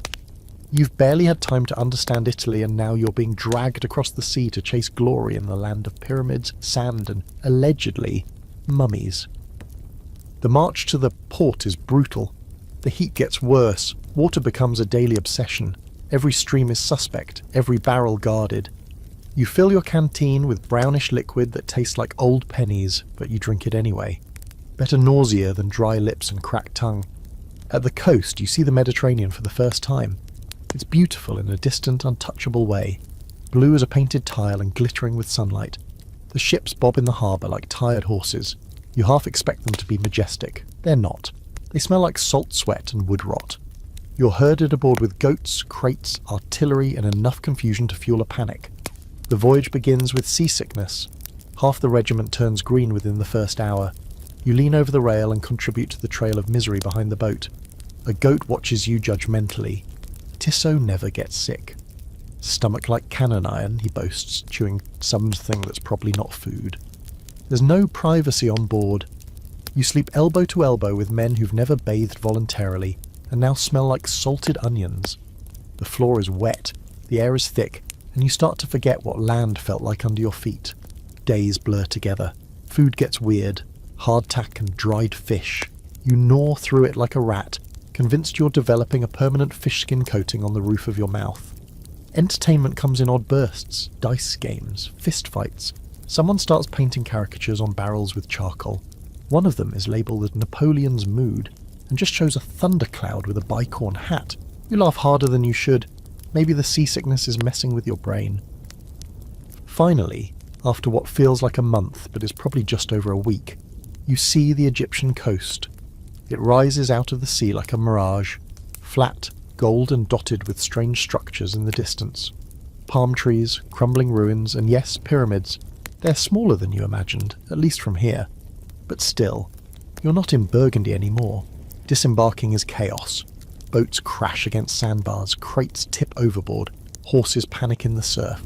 You stagger into ankle-deep water, holding your musket high, and stumble onto shore with a mouthful of salt and sand. Welcome to Africa. The heat here is different. It's alive. It doesn't just sit on you. It climbs inside you, squeezes your lungs, and laughs when you try to walk uphill. The sun doesn't shine, it attacks. You're told to drink constantly, but there's barely enough water to go around. The Nile is nearby, but you've been warned not to trust it. Parasites, they say. Crocodiles, they add. The first village you pass through looks like it was built out of sand and stubbornness. Mud brick houses, narrow alleys, stray goats, and ice bays peeking through doorways. No one welcomes you. A few children wave cautiously. You wave back, not knowing what else to do. Your uniform turns from blue to tan in a matter of hours. Dust coats everything, your skin, your gear, your thoughts. The leather in your boots shrinks. The metal in your musket burns your fingers if you touch it in direct sunlight. You learn to wrap spare cloth around your face just to keep the sand out of your mouth. Then there's the smell, a mix of spice, sweat, donkey dung, and something faintly sweet. You can't quite place it. It's in the air, clinging to your clothes, your hair, your everything. At first it's nauseating. Then it becomes the scent of your new normal. You start running into British patrols, the redcoats. At first it's just distant gunfire. Then wounded men staggering back from skirmishes. Then full-on engagements. Muskets fire slower in the heat. Powder cakes and clogs. You adapt. Clean your weapon 3 times a day. Double-check every cartridge. Whisper apologies to Mathilde before each shot. And then there's the wildlife. Scorpions in boots. Snakes in tents. Camels that make noises like drunk demons. One night, a lizard the size of your forearm crawls over your face while you sleep. You wake up screaming. Everyone thinks it's hilarious. You don't sleep well after that. But it's not all misery. There are strange, fleeting moments of awe. The pyramids, when you finally see them up close, are bigger than anything you've ever imagined. They rise out of the sand like stone gods, worn smooth by time but still powerful. You touch one and feel its heat. You wonder how something this old has survived when so many men don't. A French scientist, one of the savants Napoleon brought along, gives a short impromptu lecture one evening. He talks about hieroglyphs and mummification, about the sun god Ra and the tombs of pharaohs. You understand maybe one word in 5, but it's oddly comforting to hear someone talk about anything other than war. That night, under the clearest sky you've ever seen, you lie awake watching the stars and realise you are, for the first time, far from everything that ever made you who you were. France is another planet, the vineyard, your family. Even the Alps seem like a dream now. You're just a speck in the desert, marching towards some unknown point where fate and history intersect and probably explode. Historical fact: Napoleon's Egyptian campaign began in 1798 and was not just a military effort, but also an intellectual expedition. He brought over 150 scientists and scholars to study the region. Quirky fact: many French soldiers reportedly tried to cook eggs on their musket barrels in the Egyptian sun. It sometimes worked. Open debate. Historians still argue whether Napoleon's Egyptian campaign was a strategic blunder, or a brilliant gamble that just fell apart due to British naval dominance and local resistance. It doesn't take long for Egypt to start trying to kill you. Not with bullets, not yet, but with its own unique brand of invisible warfare. Within days of marching along the Nile, men begin dropping not from musket wounds, but from fever, from vomiting, from sitting down to catch their breath and never getting back up. Whatever this is, it doesn't wear a uniform. It doesn't need to. You start calling it the curse, half joking, but there's nothing funny about it. Soldiers wake up shivering in the desert sun, sweat pouring off their bodies even as their skin turns cold. Eyes glaze over, tongues swell. The stronger ones can barely lift a musket, let alone march. And when they fall fast. There's no dramatic death scene, no music, just a groan, a slump, and then silence. You've seen battle deaths, but this quiet collapse is something else entirely.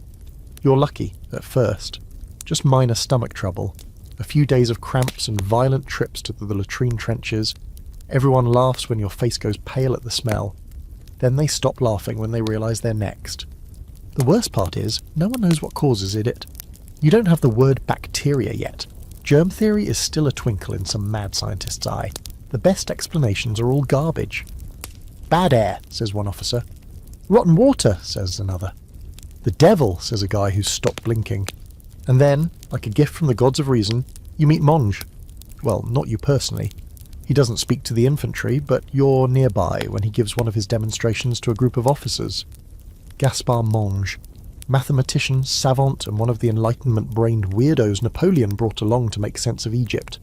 He stands on a crate, sunburned and sweating through his linen shirt, talking about invisible things in water, tiny creatures, invisible armies that invade the body. Microbes, he calls them, or sometimes just animalcules. You don't understand most of it, but the officers seem intrigued. He pulls out a glass tube and shows what looks like wriggling dots. These, he says, may be why your men are dying. Someone mutters witchcraft, another says science. You think it's probably both. Monge tells the officers to boil water, just boil it. Make tea, add wine to it even. Anything but raw river sludge. It sounds simple, almost insultingly so, but it starts to work. The death toll doesn't stop, but it slows. Rations are adjusted. Boiling pots appear at every camp, and though most of your mates still think it's nonsense, you start sipping your water like it's made of gold. Meanwhile, the heat doesn't let up. The desert has moods, and right now it's in a particularly bad one. Sandstorms roll in like walls, choking and blinding. You wrap cloth around your face and stumble forward with the others, unable to see your own hand. When the wind finally dies, everything is buried. Guns, carts, once, even a man. You spend 2 hours digging him out by hand. He survives, but refuses to speak for a week. You get used to the sunburn, the cracked lips, the blisters that never heal. Every day is a dry roast, followed by nights that freeze your breath in your nose. You sleep wrapped in everything you own, curled around your musket, praying nothing venomous crawls in for warmth. There are worse things than weather, though, like the flies. The flies are relentless. Black, shiny, buzzing clouds of pure malice. They swarm everything, food, wounds, fingers, open mouths. You keep your lips shut during meals now. You've swallowed enough insects for a lifetime. Tissot insists the flies are a punishment from God. You suggest they're just hungry. Either way, they win. Every few days, you're ordered to relocate camp. Some new rumour of enemy movement. Some new defensive position. You cross dry riverbeds, scale dunes, and navigate through half-crumbled ruins that look like they've been holding their breath for 1,000 years. One night you sleep inside a collapsed temple. The walls are carved with gods that look like animals, or maybe the other way around. You try not to think about what it meant to worship a crocodile. Strange things happen here. Men start seeing things. Figures in the distance that vanish when approached. Whispers in the wind that sound like voices from home.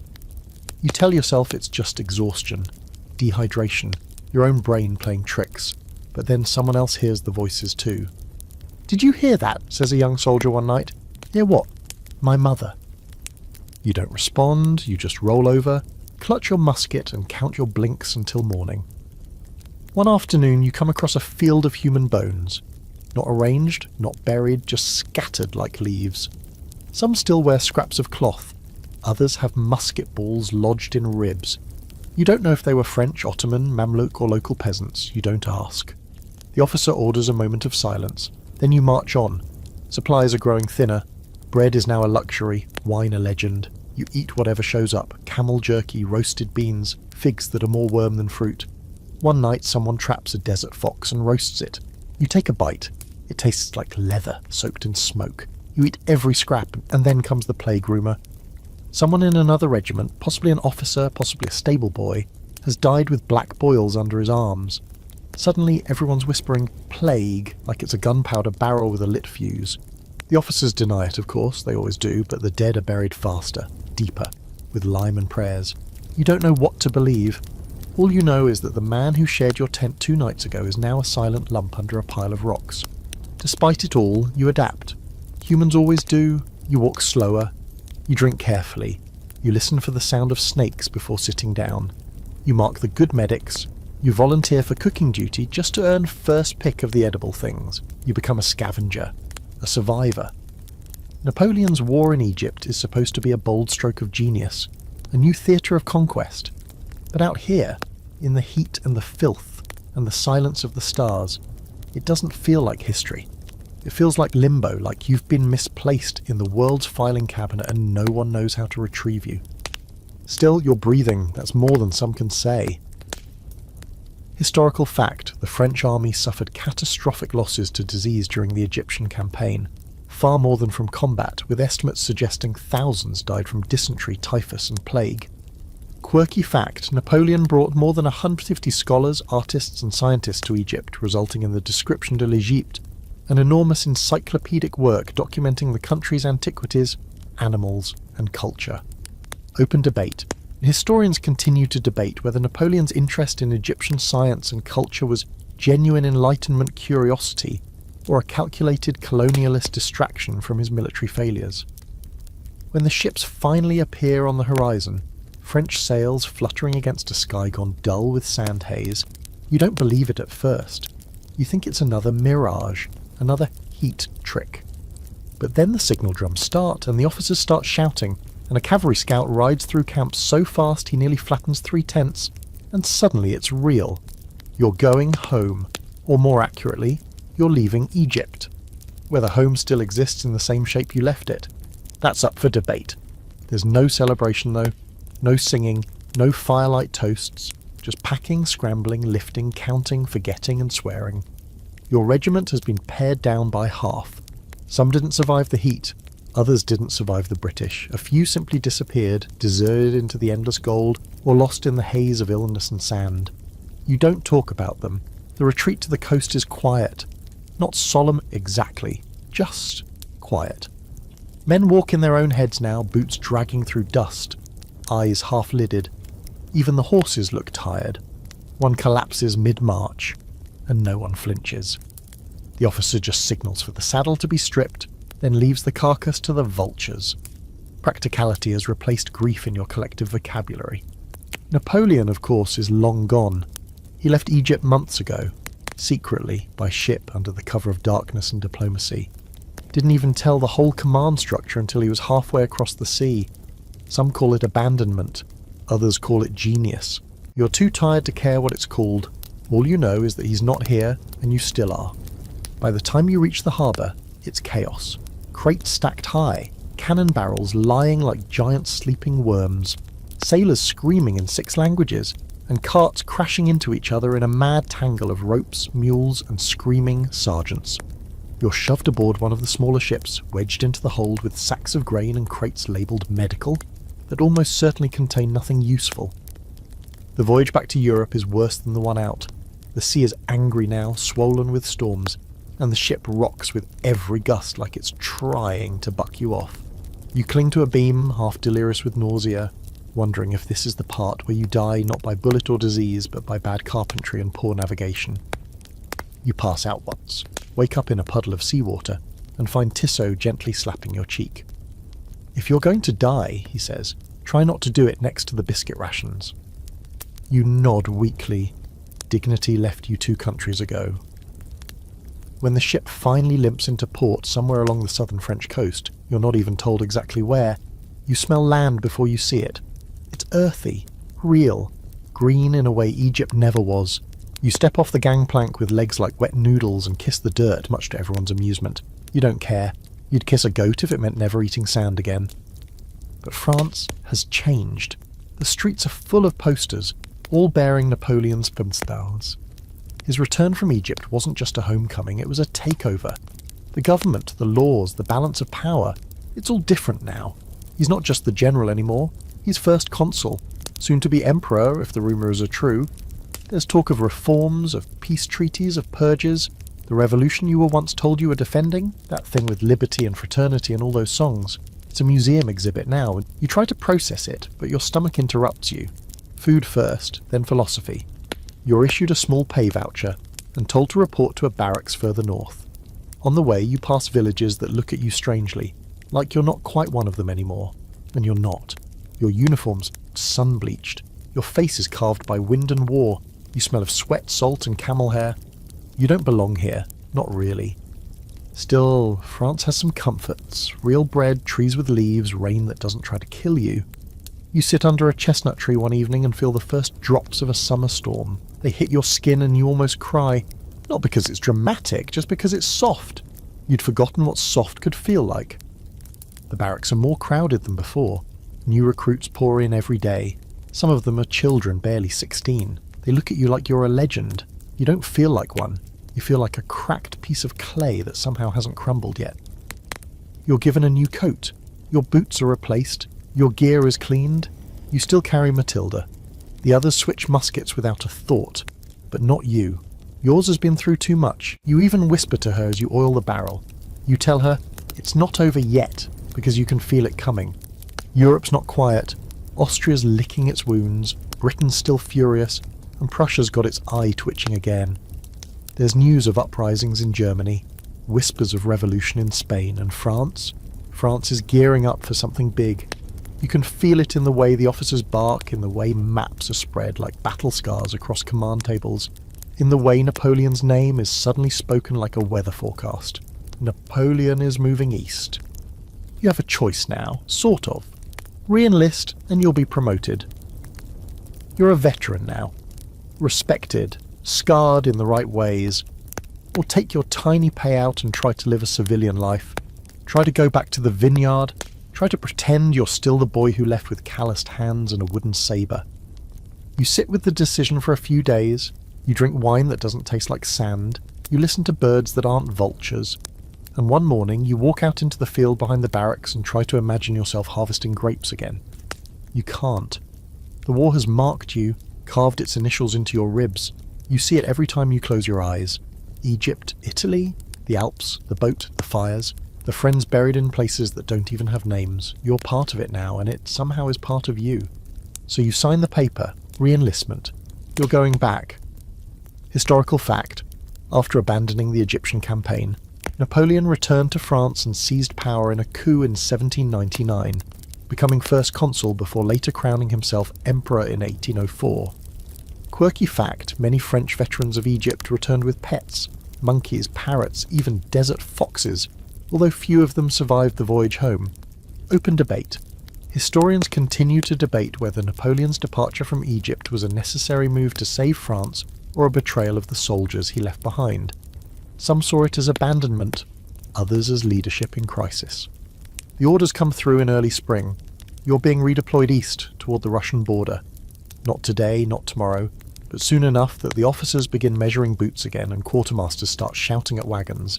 There's no official declaration of war yet, but everyone knows it's coming. Napoleon has taken one look at the map, one look at Tsar Alexander, and decided it's time to test Frostbite's patience. You hear it first as a rumour. The Grande Armée is going to Russia, someone mutters over soup. You roll your eyes, then it shows up on the orders board. Then the officers stop denying it. Then you're issued extra blankets and a half ration of vodka, and you think, oh no, this is real. The preparations feel different this time. Bigger, heavier, more serious. Napoleon isn't just launching another campaign, he's assembling the largest army Europe has ever seen. Hundreds of thousands of troops from all across the empire. French, Poles, Italians, Bavarians, Dutch. even a few reluctant Prussians. It's not just an army, it's a moving continent, and you're part of it. You're in a newly structured division now, filled with both veterans and raw recruits. The rookies are terrified. You spot one guy trying to put his boots on over his trousers, and another trying to eat a cartridge. You don't even correct them anymore. You just sigh, light your pipe, and wait for life to fix them or remove them. Your own kit has been refined to something close to perfection, or as close as it gets when everything you own fits on your back. You carry a small sewing kit, a scarf knitted by a girl in Lyon whose name you forgot, a whetstone, 2 spare flints, and of course Matilda. Her wooden stock is smoother now from years of gripping. You've replaced her sling twice, reinforced the trigger guard with wire, and still polish her whenever there's a spare moment. She hasn't exploded yet. That counts as loyalty. Napoleon visits once before departure. Not your unit directly, he's busy commanding history, but you catch a glimpse of him on horseback during a review of the assembled corps. There he is again, that short man with the storm in his spine, surveying his empire 1 battalion at a time. He doesn't smile, he just nods once and moves on. That's enough. The march begins on a bright morning with birdsong in the trees and spring mud on your boots. You head east through rolling fields, past vineyards and villages, into lands where the language shifts every 20 kilometres and the bread gets mysteriously worse. People watch from doorways and wave, some spit. Most just stare like they've seen this all before, and they probably have. It's slow going at first. Too slow, actually. The sheer scale of the Grande Armée means bottlenecks at every river, every bridge, every ford. Supply wagons get stuck, horses panic, generals scream at quartermasters who scream at corporals who scream at you. You just keep walking, 1 foot in front of the other. If there's a problem, it's always someone else's rank to fix it. Summer burns in by mid-June. The days are long and hot. Your uniform turns into a travelling oven. You sweat constantly, even when sitting still. The dust gets into everything, your eyes, your mouth, the seams of your pack. You chew grit with every bite of hardtack. You try not to blink too much, because even your tears feel dirty. Morale's weirdly high, though. The size of the force, the sheer momentum, it creates this false sense of invincibility. "We'll be in Moscow by autumn," says a cavalryman one night. "Steal a few furs, drink their vodka, come home fat." You nod and smile, but deep down something itches at your gut. It's too easy, too confident. And then you reach Poland. Poland is mud and mosquitoes and flat fields that stretch forever. The sun feels angrier here. The insects are louder. The food is worse. You've had stale bread before, but this bread fights back. You bite into a loaf and crack a tooth. The medic shrugs. "Drink more soup," he says. You wish you had soup. There are whispers already. Russian forces retreating ahead of you. Villages abandoned. Fields burned. A scorched path that stretches toward the east like a trail of defiance. The Russians aren't meeting you in battle, they're running, or at least that's what the generals say. "Coward," says one. "Tactical withdrawal," says another. You're not sure who's right. All you know is your boots are falling apart and you haven't seen a proper town in a week. Then comes the thunderstorm. It hits in the middle of a forced march. 1 minute you're trudging along a dusty trail. The next, the sky cracks open like it's been holding a grudge.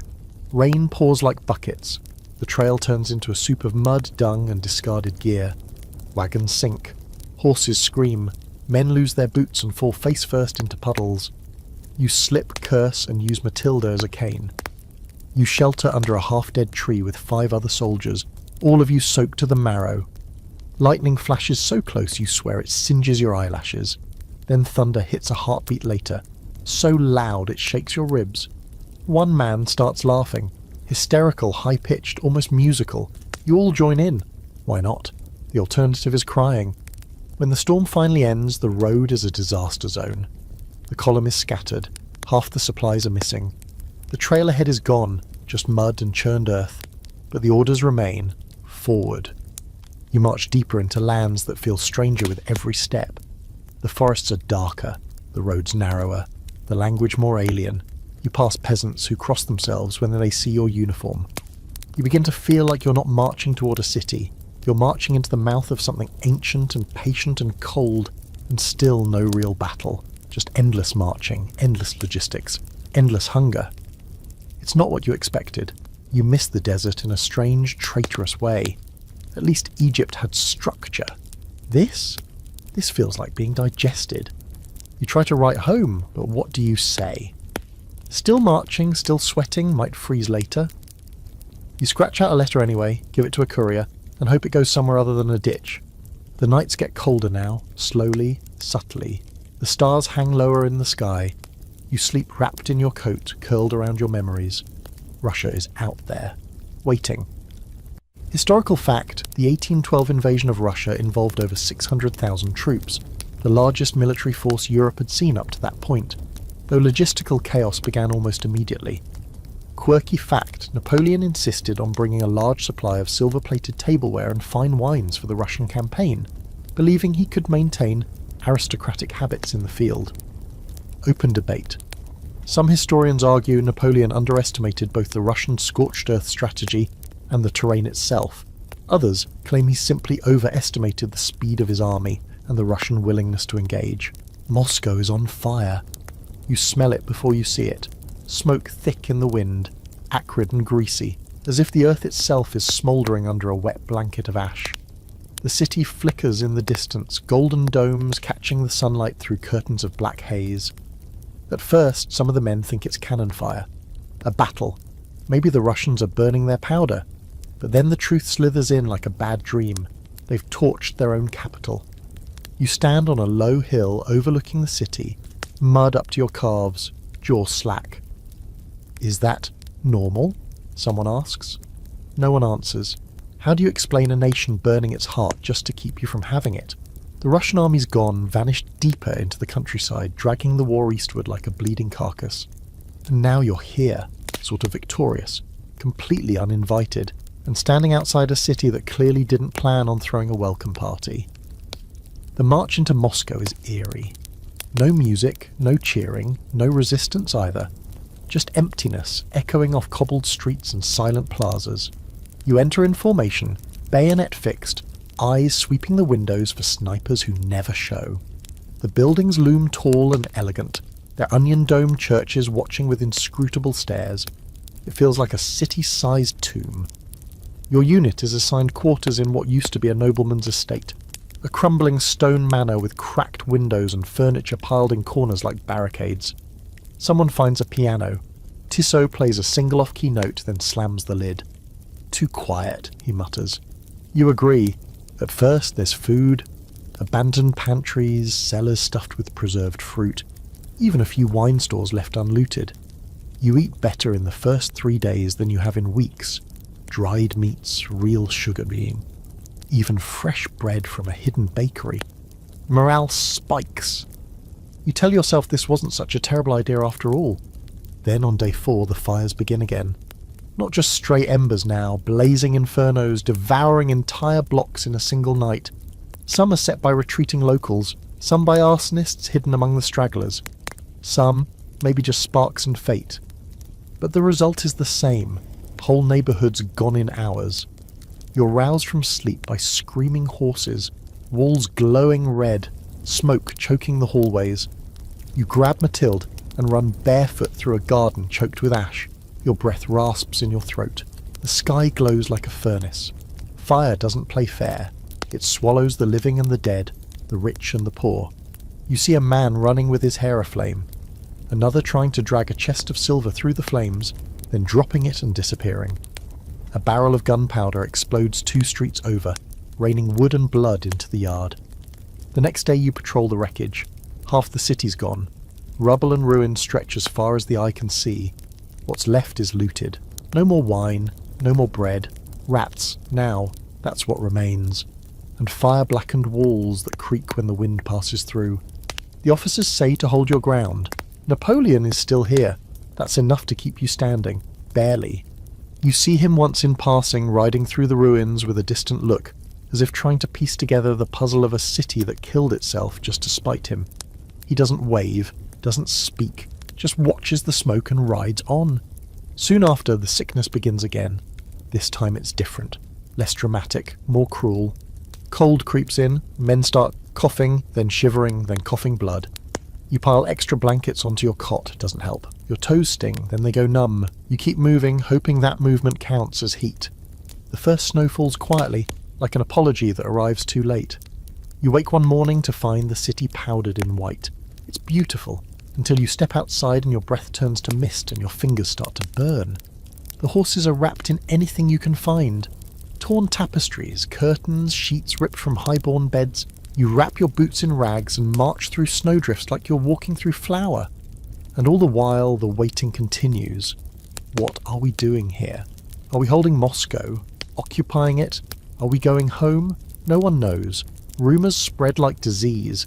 Napoleon is negotiating. No, he's retreating. No, he's planning a winter attack. No one has answers, only opinions. You start writing your will just in case. You don't know if your mother's still alive, if the vineyard's still standing, if France even remembers this campaign. All you know is that you're cold, hungry and trapped in a ghost city on the edge of the world. One day, your unit is ordered to clear a warehouse. The building is half collapsed, filled with frost-covered crates.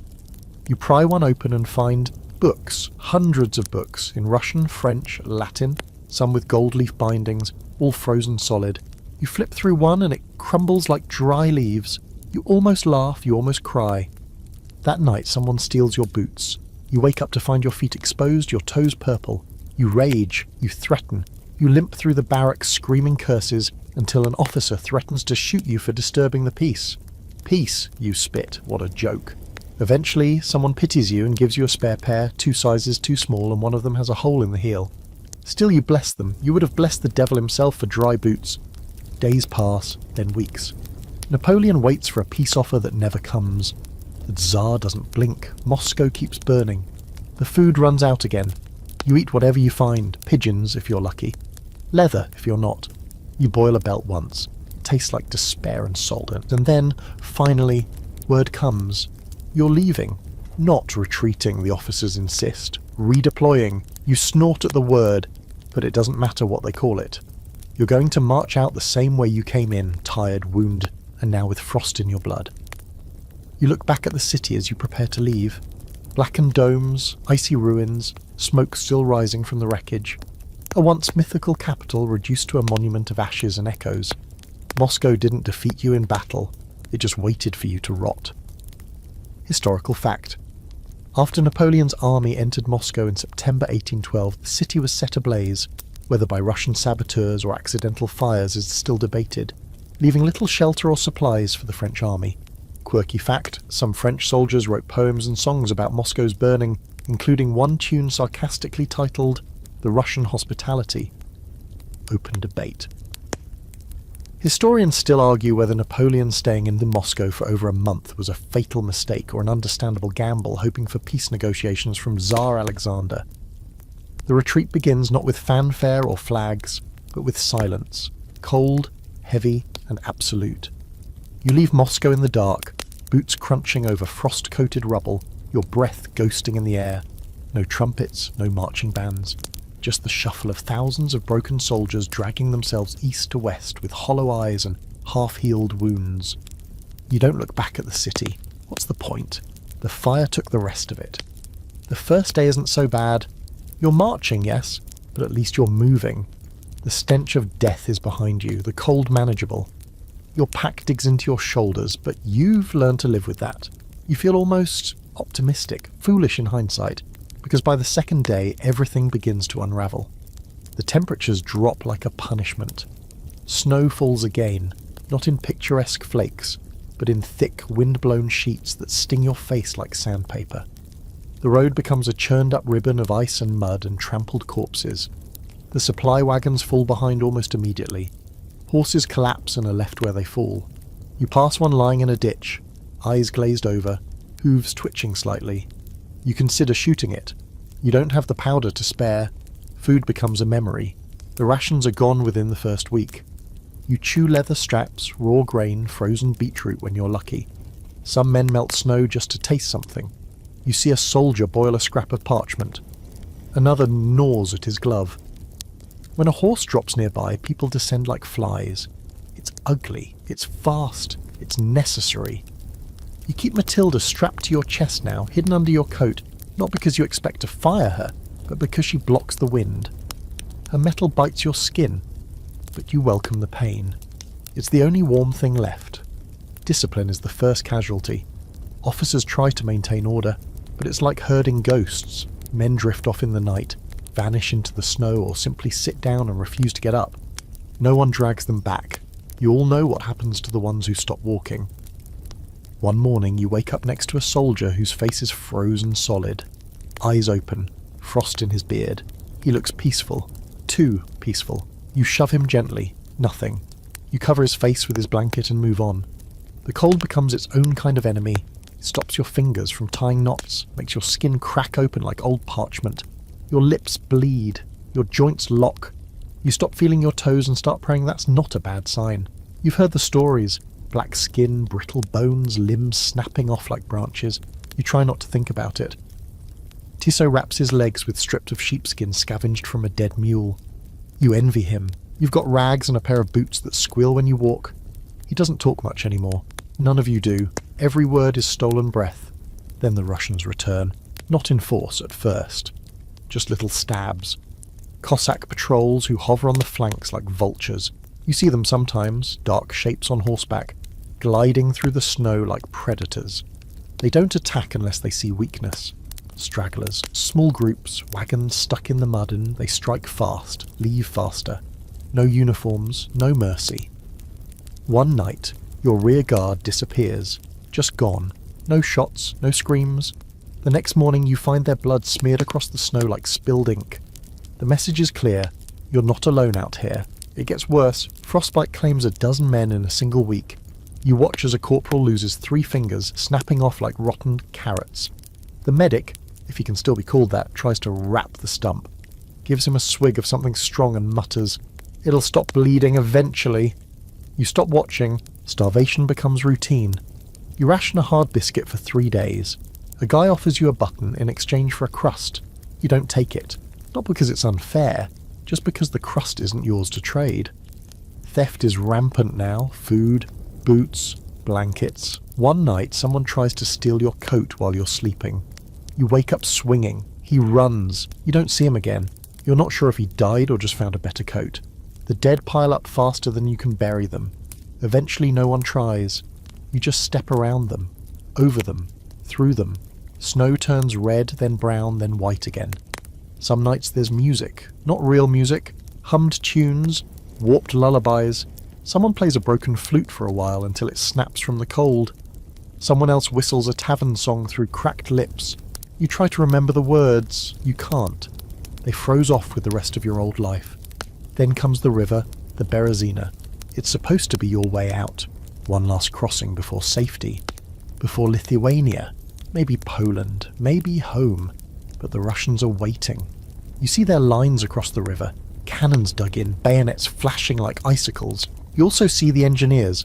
Desperate, frantic men trying to build a bridge across icy water with tools that don't work, and men who can barely stand. You're ordered to wait. It takes 3 days. 3 days of bombardment, chaos, frostbite, and screams. Horses plunging into the river and never surfacing. Men trampled in the rush. Fires set just to keep warm. You huddle with what's left of your unit behind a frozen cart, watching as cannonballs skip across the water like skipping stones from hell. You finally cross on the 3rd night, crawling over a half-frozen bridge that creaks with every step. You don't look down. You don't think. You just move. Tissot is behind you, one arm clutching your belt. He doesn't let go. If he had, he might still be out there. When you reach the far side, it doesn't feel like victory, just distance. A few days later, you look around and realise your regiment is gone. Not disbanded, just gone. Of the men you started this march with, maybe 10 remain, maybe fewer. No one counts anymore. Numbers are too sharp. You walk on, because what else is there? Historical fact, the retreat from Moscow in 1812 is considered one of the most catastrophic in military history. Of over 100,000 troops who entered Russia, only around 100,000 made it out. Quirky fact, French soldiers reportedly cooked and ate their leather equipment, belts, boots, even cartridge boxes, during the worst phases of starvation. Open debate. Some historians argue Napoleon should have turned back sooner, while others say he was already too deep in Russian territory, and that Tsar Alexander's refusal to negotiate left no safe option. The world feels quieter now, not peaceful, just hollow, as if even sound has abandoned you. You march west through fields that used to be villages. past trees that look like skeletons, under skies that never seem to change. The snow crunches beneath your boots, except when it doesn't. Except when your foot punches through a layer of ice and you go tumbling again, cursing every god, every monarch, every fool who ever thought invading Russia in winter might be a good idea. Your unit, what's left of it, isn't really a unit anymore. You're a handful of men huddled together by habit and memory. No flags, no drums, no sergeants bellowing orders, just familiar faces with sunken eyes and limbs wrapped in anything vaguely cloth-like. You stopped saluting weeks ago. You'd salute a dog if it offered you a crust of bread. Tisso's still with you, though he's been coughing blood on and off since the Berezina. He keeps saying he's fine, which means he's not. You walk beside him anyway, close enough to catch him if he slips again. The road is a ribbon of churned ice and shattered bones. You stop looking down, there's no room left in your heart for more ghosts. Food is a game now, a twisted scavenger hunt with no prizes. You raid barns and burned out cottages. You fight rats for crumbs. You suck marrow from frozen animal bones like it's ambrosia. One night a man cooks a stew that smells almost good, until someone finds a human tooth in it. No one says anything. You eat anyway. You chew slowly. Conversations change. Less talk about home, more about boots. Whose feet are holding up, who's got dry socks, who found a scrap of blanket in the last village. You learn to trade. One man gives away his musket for a half loaf of rye. Another swaps his gloves for matches. No one's fighting for medals now. They're fighting for boots without holes. Letters from home are impossible. You tried writing once and scribbled something on a scrap of parchment with frozen ink and numb fingers. But there was no courier, no envelope, no plan. You folded it up and kept it in your coat pocket. Maybe someday, if you live, you'll hand it to someone and say, "Here, I tried." You dream strange dreams now, about heat, about wine, about lying in a bed without waking up to the wind howling like a pack of wolves. Sometimes you dream of the vineyard. Not the real one, your memory of it. The rows straighter, the soil richer, your mother's laughter a little louder. When you wake up, it feels like someone's stolen it from you again. The dead don't get buried anymore. There's no time, no strength. You just drag them off the path, cover them with snow, sometimes not even that. Tisso says the Russians will find us all in spring blooming like rotten flowers. You laugh, but it's not really funny. Nothing is. One day, you find a barn that hasn't been looted. Inside are 6 chickens, actual chickens, living and clucking and unaware of their lottery win. You and 4 others stare for a full minute, afraid to believe. Then chaos, feathers, screaming. You win one, you kill it.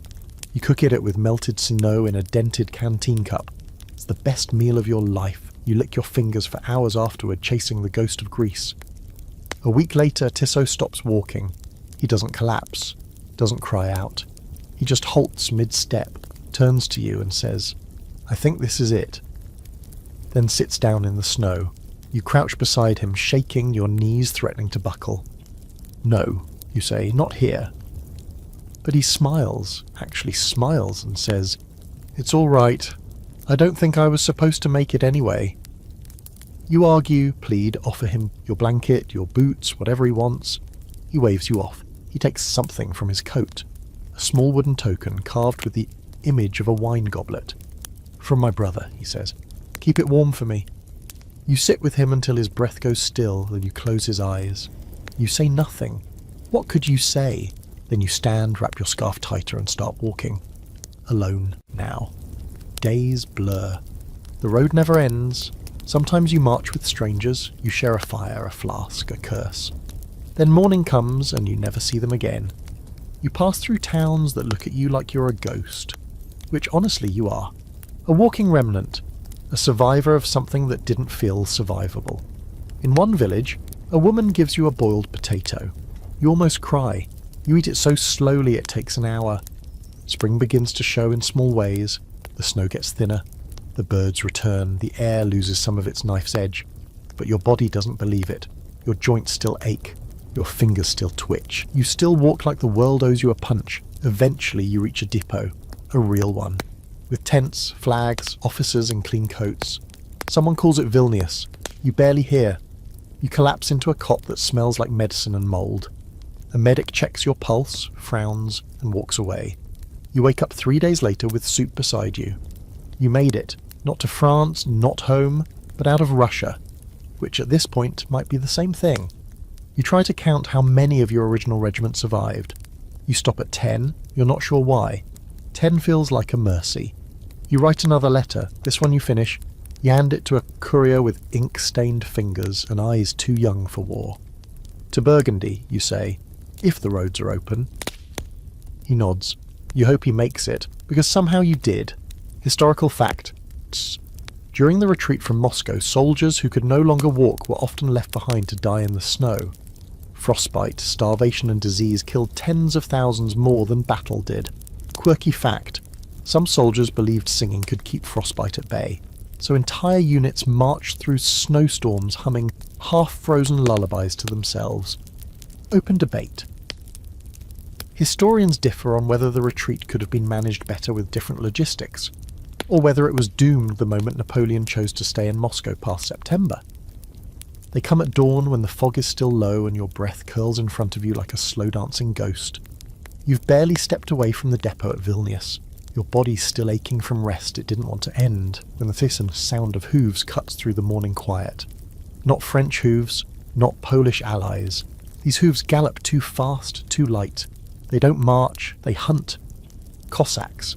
You hear the cry before you see them, a sharp, guttural howl that pierces the silence like a blade. Then the shapes emerge from the mist. Men on horseback, wrapped in fur, sabres flashing, rifles slung over shoulders, moving like wolves on wings. No banners, no warnings, just speed and fury, yet you barely have time to react. The column scrambles, someone screams, form up, but it's too late. Half the men around you scatter like frightened cattle, boots slipping in the slush. You try to grab your musket, but your hands are clumsy, frozen from the night. Mathilde jerks in your grip, heavy and slow. They're on you in seconds. You don't fight. Not really. You lift your musket, swing once, maybe twice.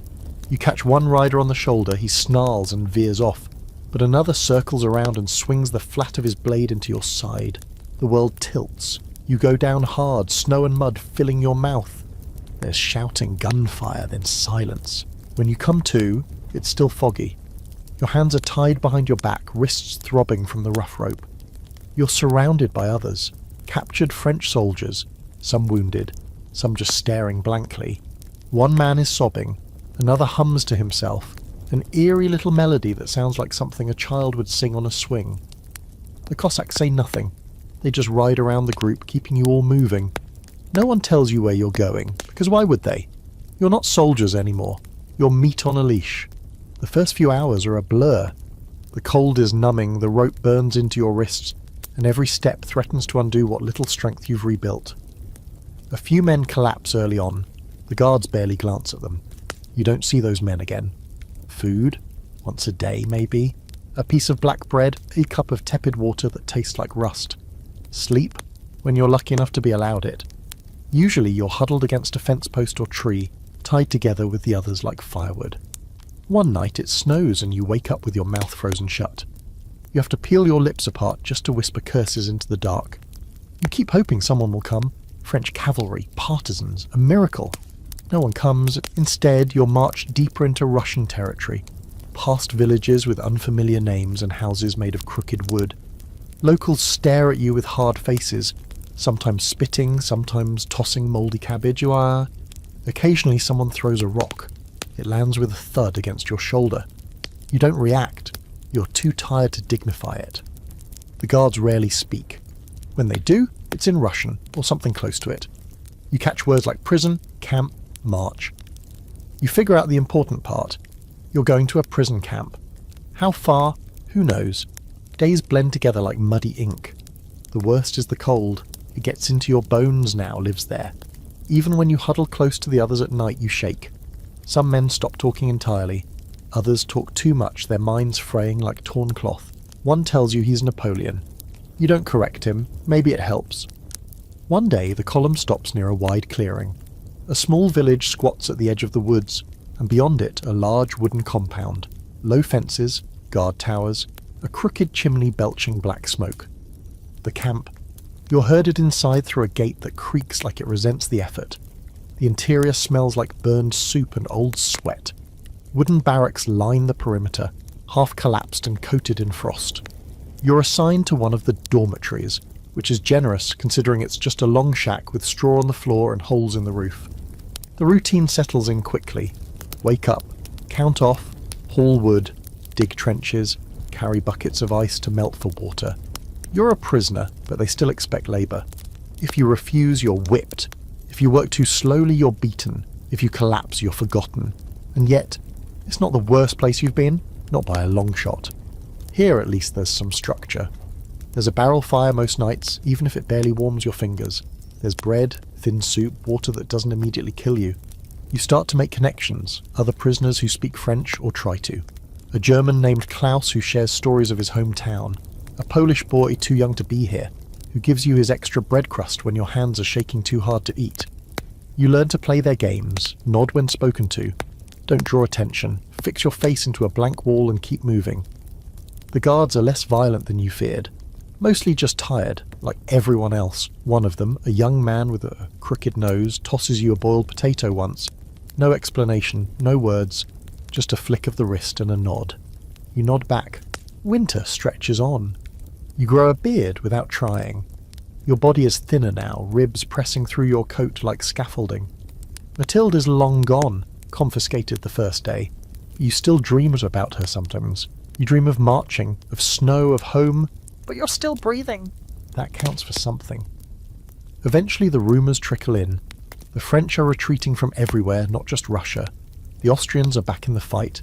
The Prussians too. Napoleon is raising a new army. Paris is tense. The war isn't over, it's just reshaping itself. You wonder if he knows you're still here. That any of you are still here. Maybe one day he'll trade prisoners. Maybe one day a letter will reach your family. Maybe. Until then you chop wood.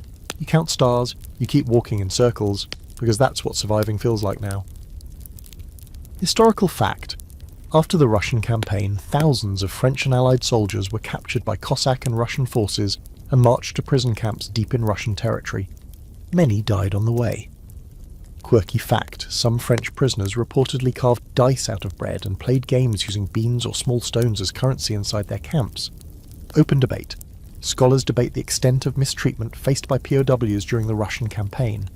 Some accounts suggest neglect and brutal marches, while others record occasional kindness from the local populations and guards. You don't remember how long you've been in the camp. Days bleed into each other until the calendar feels like a myth. Seasons change, but the cold clings like a jealous lover. The snow recedes, but the wind stays sharp. Your beard grows thicker, your frame thinner.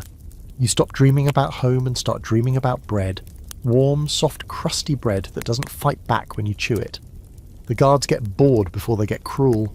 You learn their rhythms, their tempers, which ones to avoid when vodka's been passed around. The man with the crooked nose, his name is Yuri, you think, occasionally sneaks you an extra ladle of soup or a boiled potato. You start to nod at each other when passing. No smiles, just nods. Mutual agreement. We don't hate each other today. You learn to make a life inside the fence. It's not much of one, but it holds. You and the German Klaus become something like friends. He whittles small animals from wood scraps, little dogs and birds, and once, incredibly, a miniature Napoleon that looks like a toad in a hat. You laugh for the first time in weeks when he shows it to you. He bows dramatically and says, "Mon empereur." You salute the tiny wooden frog. The Polish boy, Stanisław, is not laughing.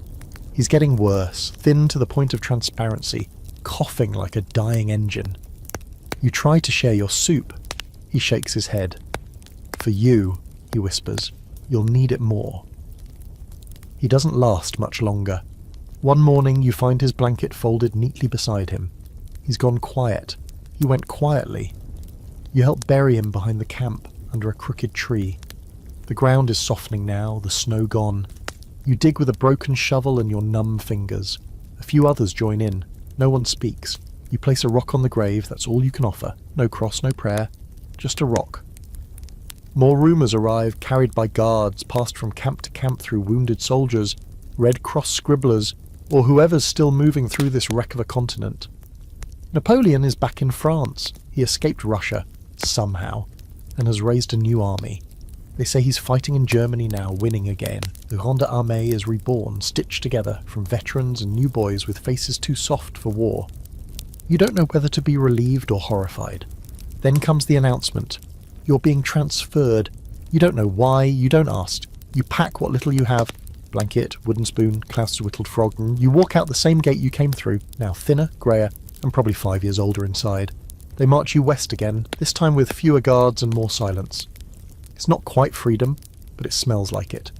You pass through villages that were burned and rebuilt, some barely standing, others bustling like the war never touched them. Children watch you pass with wide eyes. Some wave. One hands you a carrot. You thank her in every language you know. She just giggles and runs off.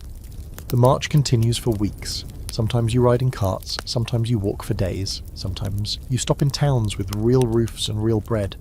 The first time you sleep in a bed again, you don't trust it. You sleep on the floor beside it, hand curled around your spoon like it's a dagger. Then one morning you're told you're being exchanged, just like that. You and a few dozen others, mostly French, some Poles, one silent Austrian, are loaded onto wagons and handed over to French officials. The uniforms look newer than yours, their faces cleaner, their boots without holes. They stare at you like you've risen from the grave. In a way you have. You ride for weeks, through Poland into Germany, past burned-out fortresses and forests still scarred by cannon fire. Every town bears the fingerprint of war, walls pocked with bullets, fields littered with rusting metal. You pass a field of unburied bones. No one mentions it. Eventually you reach a French border post. It's not the France you remember. The language sounds harsher now. The food tastes foreign. The people treat you with polite confusion, like you're some museum exhibit that wandered off and forgot where it came from. You're taken to a military hospital, of course. They poke and prod you, write notes in ledgers, nod with grave expressions. You nod back like you understand, but all you really care about is the soft bed and the food. Real food. Warm and seasoned. You cry the first time they serve you soup with actual herbs in it. No one laughs. The nurse just places a hand on your shoulder and squeezes. After a week they start asking questions. Names, units, battles, where you've been. You answer as best you can, but your memory stutters. Dates blur. You remember places by smell, by how much your feet bled. You draw maps in the air. You list names, and the officers nod or look away. Some of those names don't come back. Eventually they ask the big question. What will you do now? You don't answer. Because you don't know. You're not a soldier anymore. Or maybe you are. Maybe you'll always be, but the war's not done yet. Napoleon's still fighting, still chasing that last bit of glory, and you've just come from hell. You're not sure if you're ready to jump back in. One morning, Klaus appears at the door of the hospital ward, a little cleaner, a little better fed. He grins, holds up the wooden frog. Told you I'd keep him, he says. You grin back. It's the closest thing to joy you've felt in months. You leave the hospital together, head west, maybe to Paris, maybe to wherever they need the wounded to be useful again. You're not whole, but you're walking, and that still counts. Historical fact, many POWs from Napoleon's campaigns were eventually returned to France in prisoner exchanges, often months or years after their capture, though many remained unaccounted for. Quirky fact, some former POWs reportedly returned home with local pets or habits from their captors' cultures, like tea drinking or onion vodka. Open debate. There's ongoing discussion among historians about how POW experiences affected post-war French society. Some see returning veterans as honoured survivors, others as inconvenient reminders of failure. They say lightning doesn't strike the same place twice. That's a lie. It's already struck France 4 or 5 times since you left Russia, and now it's about to do it again. You're standing in a small military camp outside Paris, back in uniform, back in boots that barely fit, watching as officers read out the latest orders like prophets warning of fire. Napoleon's returned from exile. He's landed at the southern coast, just walked off the boat like he never left. And the country, it's losing its collective mind. Louis XVIII has fled. The monarchy's evaporated like steam. Every veteran, every officer who ever fought for the emperor suddenly feels that familiar tug in the gut. The old loyalty waking up like a bear in spring, some cheer, some panic. You just blink, wondering how many times history can roll over the same tracks and still act surprised. You weren't planning to re-enlist. Truly. You told yourself, one more step, one more night, and I'm done. You made it through Egypt, you crawled out of Russia, you buried half your regiment and watched the rest dissolve in snow. You paid your dues, twice over. But then word came that Napoleon was rebuilding his army. That he was offering rank and pay and purpose to anyone who had survived the last mess. and for reasons you still can't quite name, you found your feet carrying you toward the recruitment tent. They recognised you. Not your name, but the look. That half-burned expression all Russian veterans wear. The officer didn't even ask questions, just gave you a fresh coat, a stamped paper, and a nod that said, "Welcome back to the fire. You're not alone."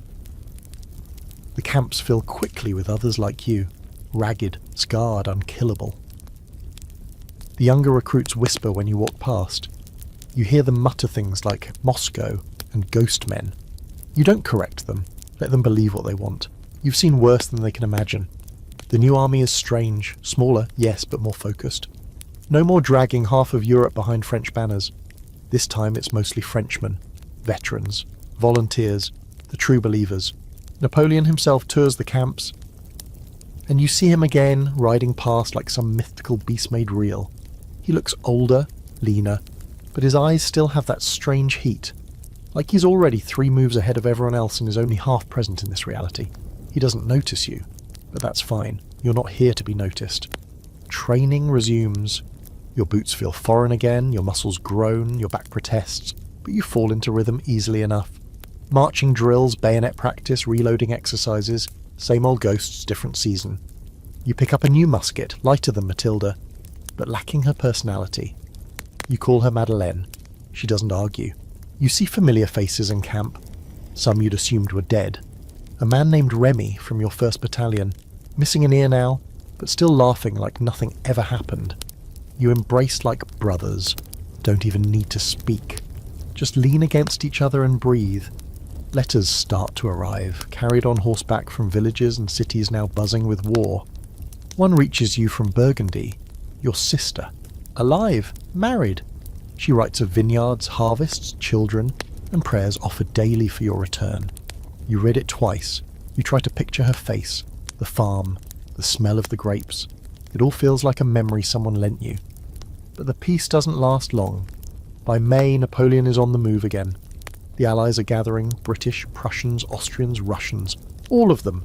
Everyone who ever lost to him, or feared they might, is coming back for one final swing. Napoleon knows this. He doesn't plan to wait. And so begins the 100 days. You march again, west this time, toward Belgium, toward the English and their red coats, the Prussians and their iron discipline. You know the names, Wellington, Blücher, the men standing in Napoleon's way. He doesn't fear them, or maybe he does. Either way, he marches like time's running out. And maybe it is. The countryside is green this time. Green and wet.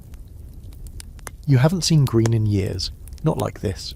You almost trip on it. Your boots slipping in the soft mud, your legs unused to walking through anything that isn't frozen or on fire. Birds sing in the trees. That's weird too. Morale is high, surprisingly. The Emperor rides past often, calling out regiments by name, quoting old victories. He remembers more than you'd think. Calls out some veteran whose leg is missing, calls him a hero. Everyone cheers. You cheer too, but quietly. You're old in this army now, not by years maybe, but by miles. The days pass quickly. March, drill, camp, move. It's smoother this time, tighter. The chaos of Russia is gone. The desperation of Egypt feels distant. This army is cleaner, sharper, burning with a single purpose: win fast. You keep your gear in order. You even find time to shave. For a moment you almost believe this time will be different. Then come the rumours. Prussians sighted near Ligny. British assembling near Brussels. The ground gets wetter. The night's colder. You sleep in your coat again, just like old times. One night around the fire someone passes a bottle of brandy and says, "They say this'll be the last fight." Another replies, "Said that at Austerlitz, said it again at Borodino." You don't say anything. You sip. You let the heat warm your chest. You look at the stars. You wonder if Russia had stars like these, and you just never looked up long enough to see them. Then the order comes. Prepare to engage. The name rolls through camp like thunder. Waterloo. You've never heard of it. Just a village somewhere in Belgium. Just another name, like Ulm, like Marengo. Like Wagram, like a dozen other places where men were turned into history. You clean your musket. You wrap your feet. You eat what might be your last meal. It's not much. Bread, cheese, something resembling ham. You savour it like a nobleman. You don't pray. Not exactly. But you close your eyes and picture the vineyard. The smell of pressed grapes. Your sister's laugh. A world without mud and drums and dying horses.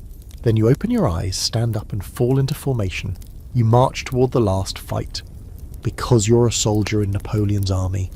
And you've come this far. Historical fact. The 100 Days marks Napoleon's dramatic return from exile on Elba and his final attempt to reclaim control of Europe, ending in the fateful Battle of Waterloo. Quirky fact, some soldiers during the 100 Days sewed secret pouches into their uniforms for lucky charms. Pieces of soil from home, locks of hair, even dried apple seeds. Open debate. Historians continue to debate whether Napoleon's rapid reorganisation of his army during the 100 Days was a remarkable feat of leadership, or a desperate gamble fuelled by fading political options. The morning of Waterloo is wet and grey and too quiet. Rain fell hard the night before, pounding into the soil like it was trying to dig its own trenches. Now, the ground squelches with every step, sucking at your boots, threatening to pull you down before the battle even begins. You stand in formation on the muddy rise, musket held tight, eyes forward, heart somewhere behind your ribs doing its best not to explode. All around you, the army stretches into the mist. Men stamping feet, muttering prayers, coughing into wet sleeves.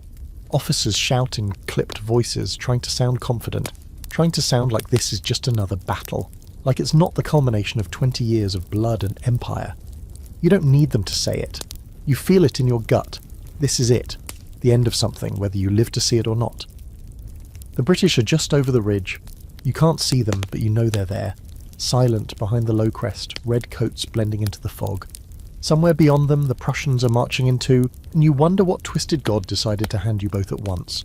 Wellington and Blucher, the hammer and the anvil. The artillery opens first. Thunder cracks across the plain, followed by screaming iron and shouts. You watch the enemy's position vanish behind clouds of smoke, then reappear just as fast. Cannonballs land close enough to send earth into your mouth. You don't duck anymore.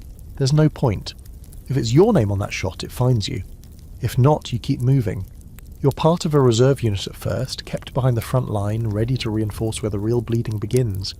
You wait with your musket across your chest, your coat soaked through, the air buzzing with nerves and powder smoke. Nearby, someone vomits. Another man pisses himself without even noticing. You try not to look. Then hours in, your orders come.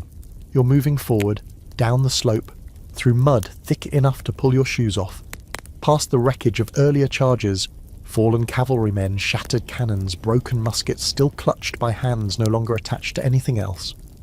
The smell is already here. Gunpowder, horse sweat, blood and fear. You breathe through your mouth and pray your stomach holds. You hit the British lines near a farmhouse. Hougoumont, someone whispers. It's a fortress now, soaked in blood and bayonets. The fighting is brutal, hand to hand. You fire once, maybe twice, before the ranks tangle and it's all elbows and steel and screaming. You lose sight of everything except the man in front of you, the weight of your musket, and the wet slap of bodies hitting the ground. You kill someone, you're not sure how. A redcoat, young, eyes wide, bayonet raised. You thrust first. He makes a sound like he's trying to say something, then collapses into the mud. You step over him. You don't stop to think about it. If you do, you won't move again. The French push falters, then surges again, like a tide too stubborn to know it's already receding.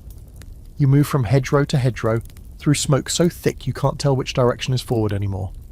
Officers yell to regroup, drummers beat frantic rhythms, someone shouts, La garde avance. The Imperial Guard is being sent in, Napoleon's last reserve, his veterans, his pride, and that's when you know he's out of options, because when the Guard goes forward there's nothing left behind. You're not Guard, not officially, but they need every musket, and so you're pulled in, swept up with the final wave of France's might, stomping up a hill against the British ridge. The cannon fire is relentless. Men drop like marionettes with their strings cut. You keep walking. You're not brave. You're just afraid of what happens if you stop. And then, it breaks. Somewhere ahead, you hear a shout, something panicked, something new. A line buckles, a gap opens, the Guard hesitates. Then, without warning, the British charge. Bayonets gleaming, red coats roaring, surging downhill like a crimson avalanche. You turn, you rerun.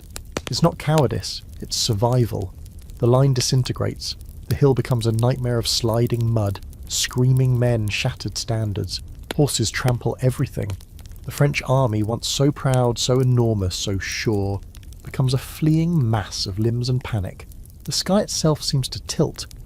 You run until your legs give out, then crawl. You lose your musket, your pack, you keep your canteen. You don't know why. Maybe because it feels like something's still yours. You find a ditch and collapse into it. Around you, others lie groaning. Some don't move. One man sobs. You just breathe. Deep, slow, shallow breaths. You don't cry. There's no time. You're listening for footsteps, for sabres, for the British to come finish the job. But they don't. They're too busy chasing the Emperor. Napoleon is gone before nightfall. Defeated. Escaped. The army shattered behind him. You survive the night by sharing a coat with a stranger. You don't speak. You just press your backs together for warmth. In the morning, what's left of the army limps south. Broken. Staving. Ashamed. No orders, no officers, no songs. It's over. Not just the battle, everything. The Empire is finished. You walk through towns that stare at you like you're plague. No cheers, no support, no one throws flowers anymore. You sleep in barns, beg for food. You're wearing the uniform of a memory now, something the world is already trying to forget. But you're alive. You made it. Again. Somewhere deep inside, something clenches and lets go. You don't know what it means, but you know you'll never wear this coat again, not in battle. Not for anyone. Because this war is done. And so are you. Historical fact.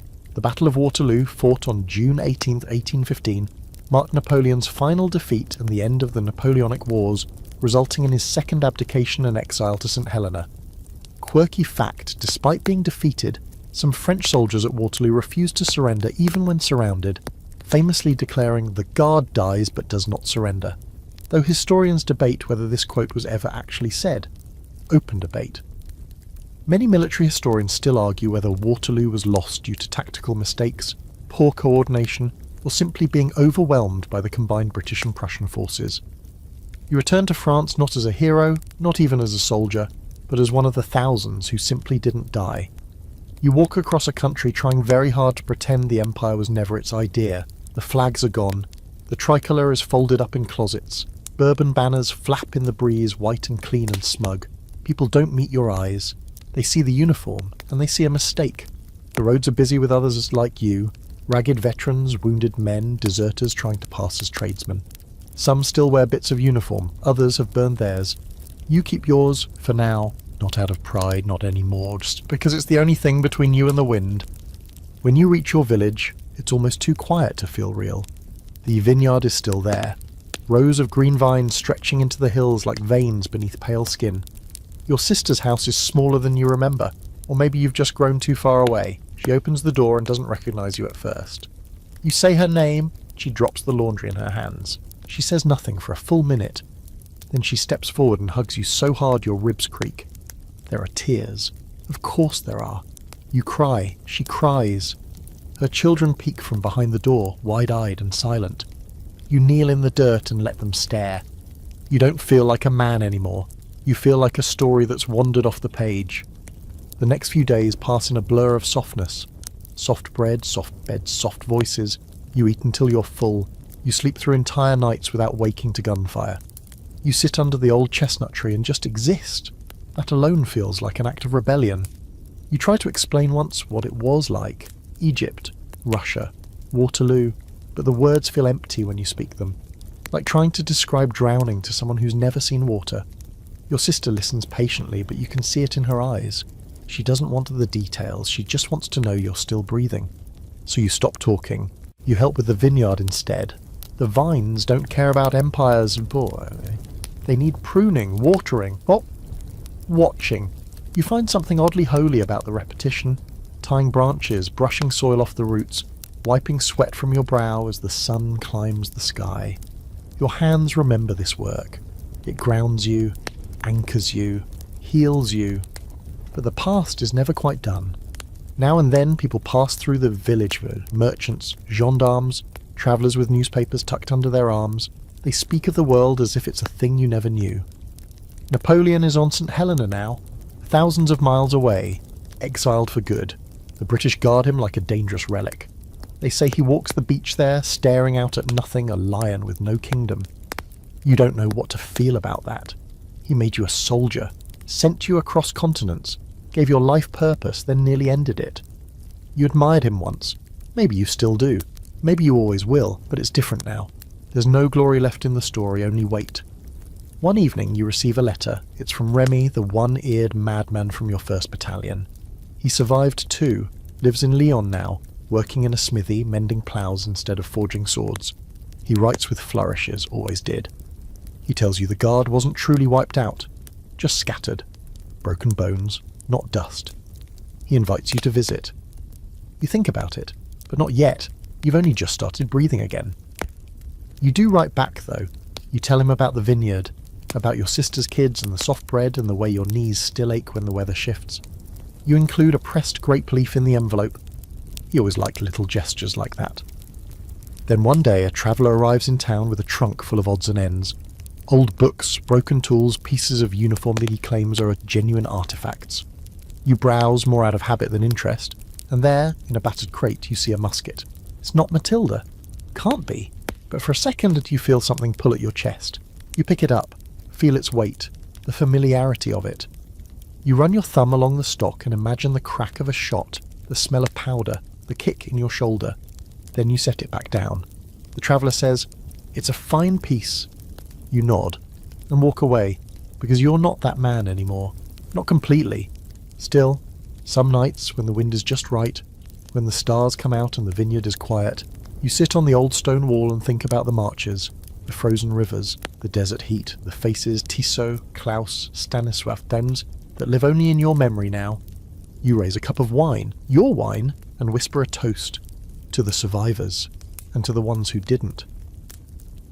Historical fact: after his defeat at Waterloo in 1815, Napoleon Bonaparte was exiled by the British to the remote island of St. Helena in the South Atlantic, where he died 6 years later.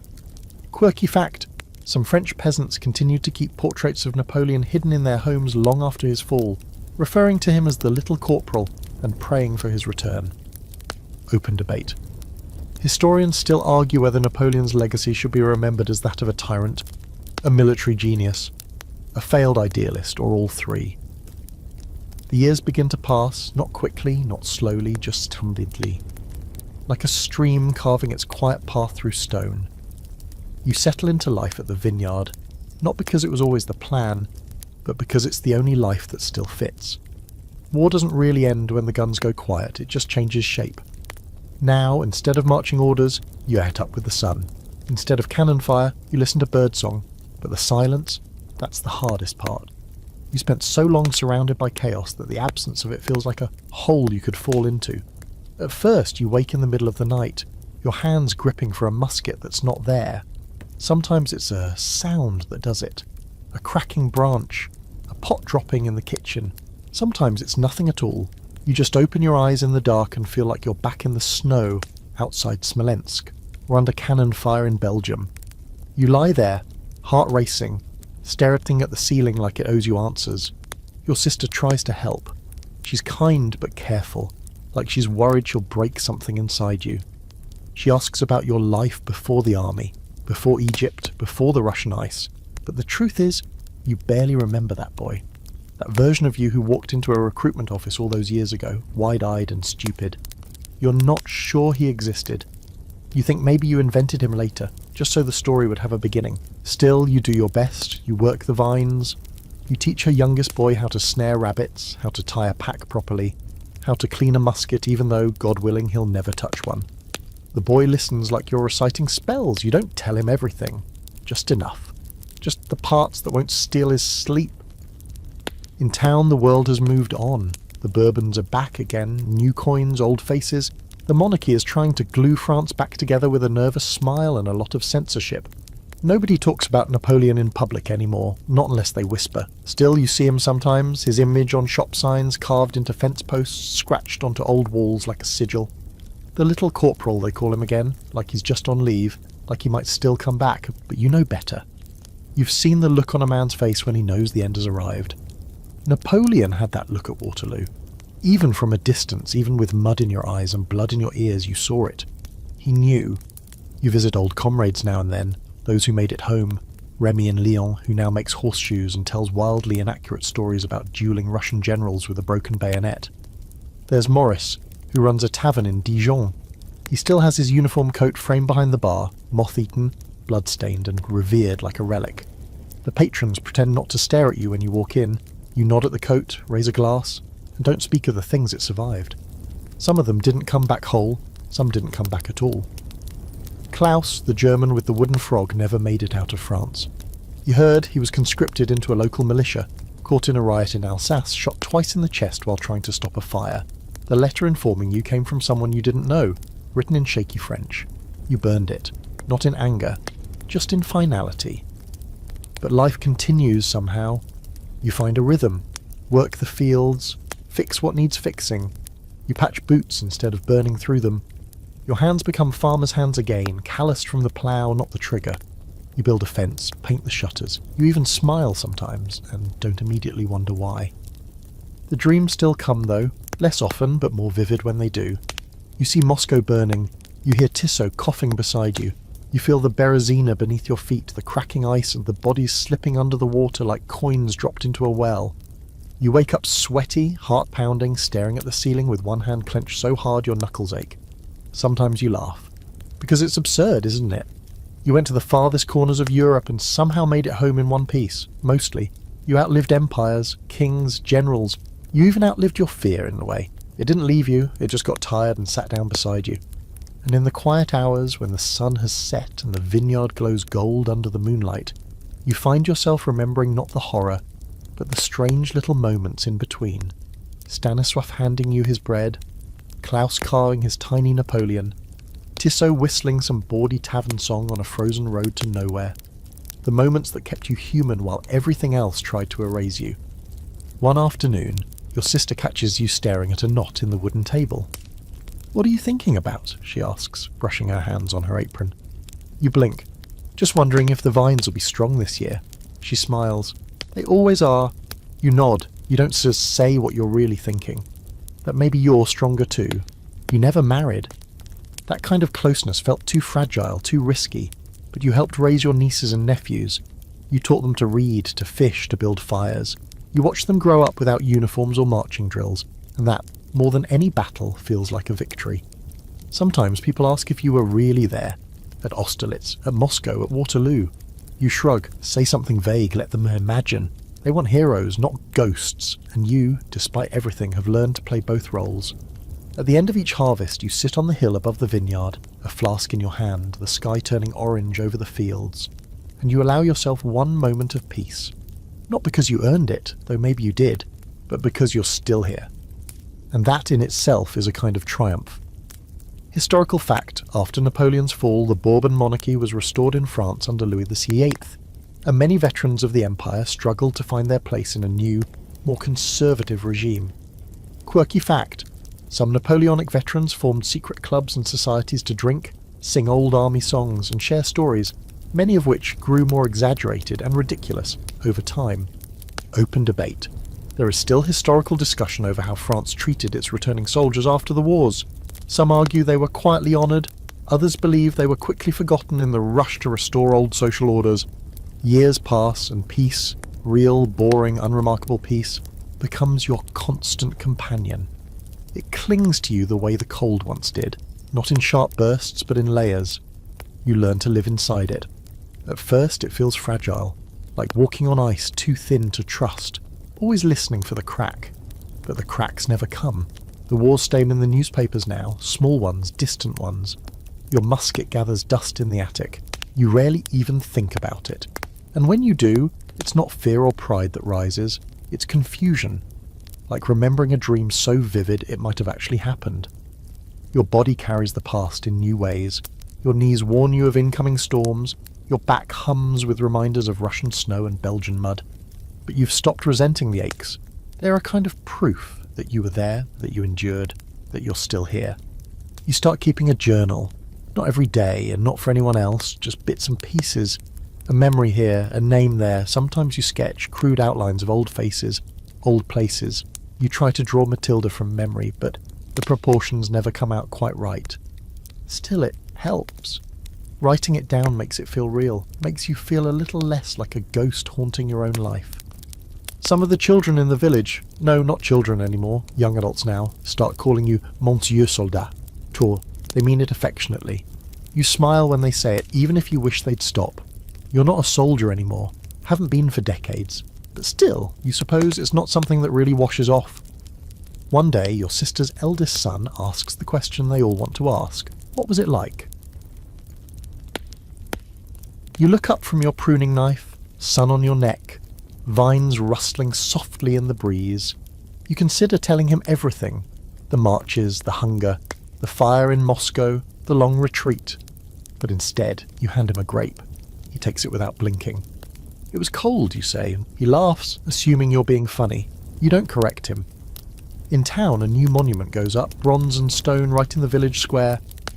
To the sons of France, the plaque reads, followed by a list of names.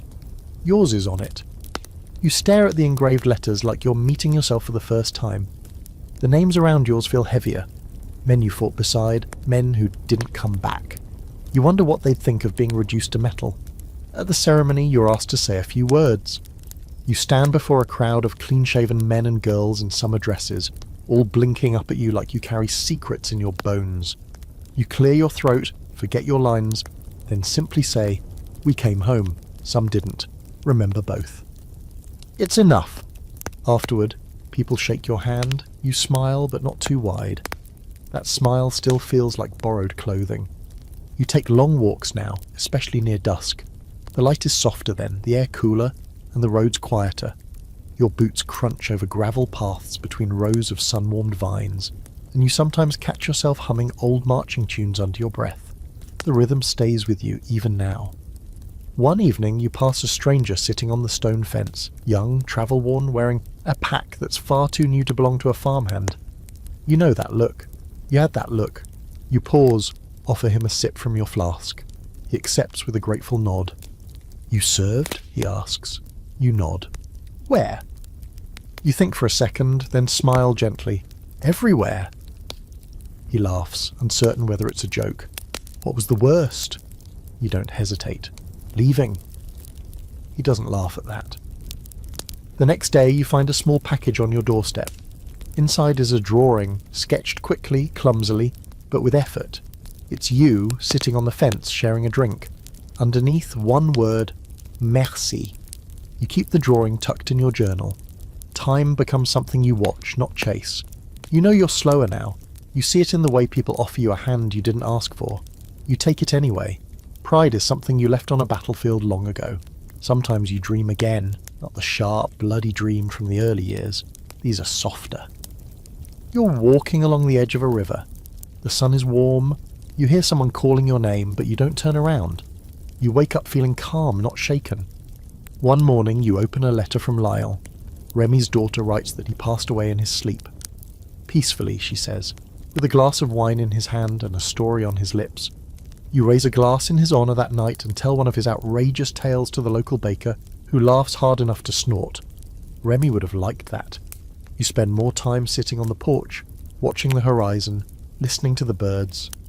Some of the younger villagers stop by from time to time, asking for help with tools, advice on Rao, fungus, stories about the Emperor. You give them the first two, the third, only sometimes. You don't want to be remembered for the war, not entirely. You want to be remembered for the vines, for the laughter, for the stubborn old man who taught the baker's son how to mend a wheelbarrow without snapping the axle. But you keep your uniform folded in a cedar chest. You open it every year on June the 18th. You lay it across your bed. You run your fingers over the seams. Then you fold it again. One last march, you think, will come one day. Not today, not yet. But when it does, you hope it's a quiet one. No drums, no trumpets, just the rustle of vines in the wind and the taste of wine on your tongue. And maybe, somewhere in the distance, the sound of boots in snow.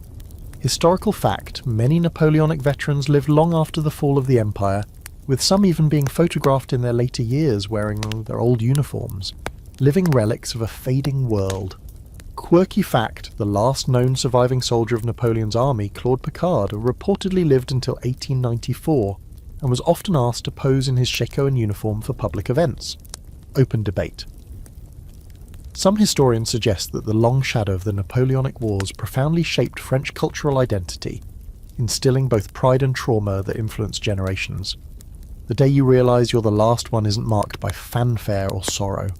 No letter arrives, no distant knock on your door. It comes to you like most things do now, quietly in the middle of a mundane chore. You're shelling peas on the back porch, the sunlight filtering through grapevine leaves, and your hand pauses mid-snap. You sit still for a moment, fingers resting on the smooth green pod, and you just know Remy is gone, Klaus is gone, Morris, even the ones whose names faded years ago. All of them. Their stories ended one by one, and somehow you're still here. The world around you has changed so much it feels like someone else's dream.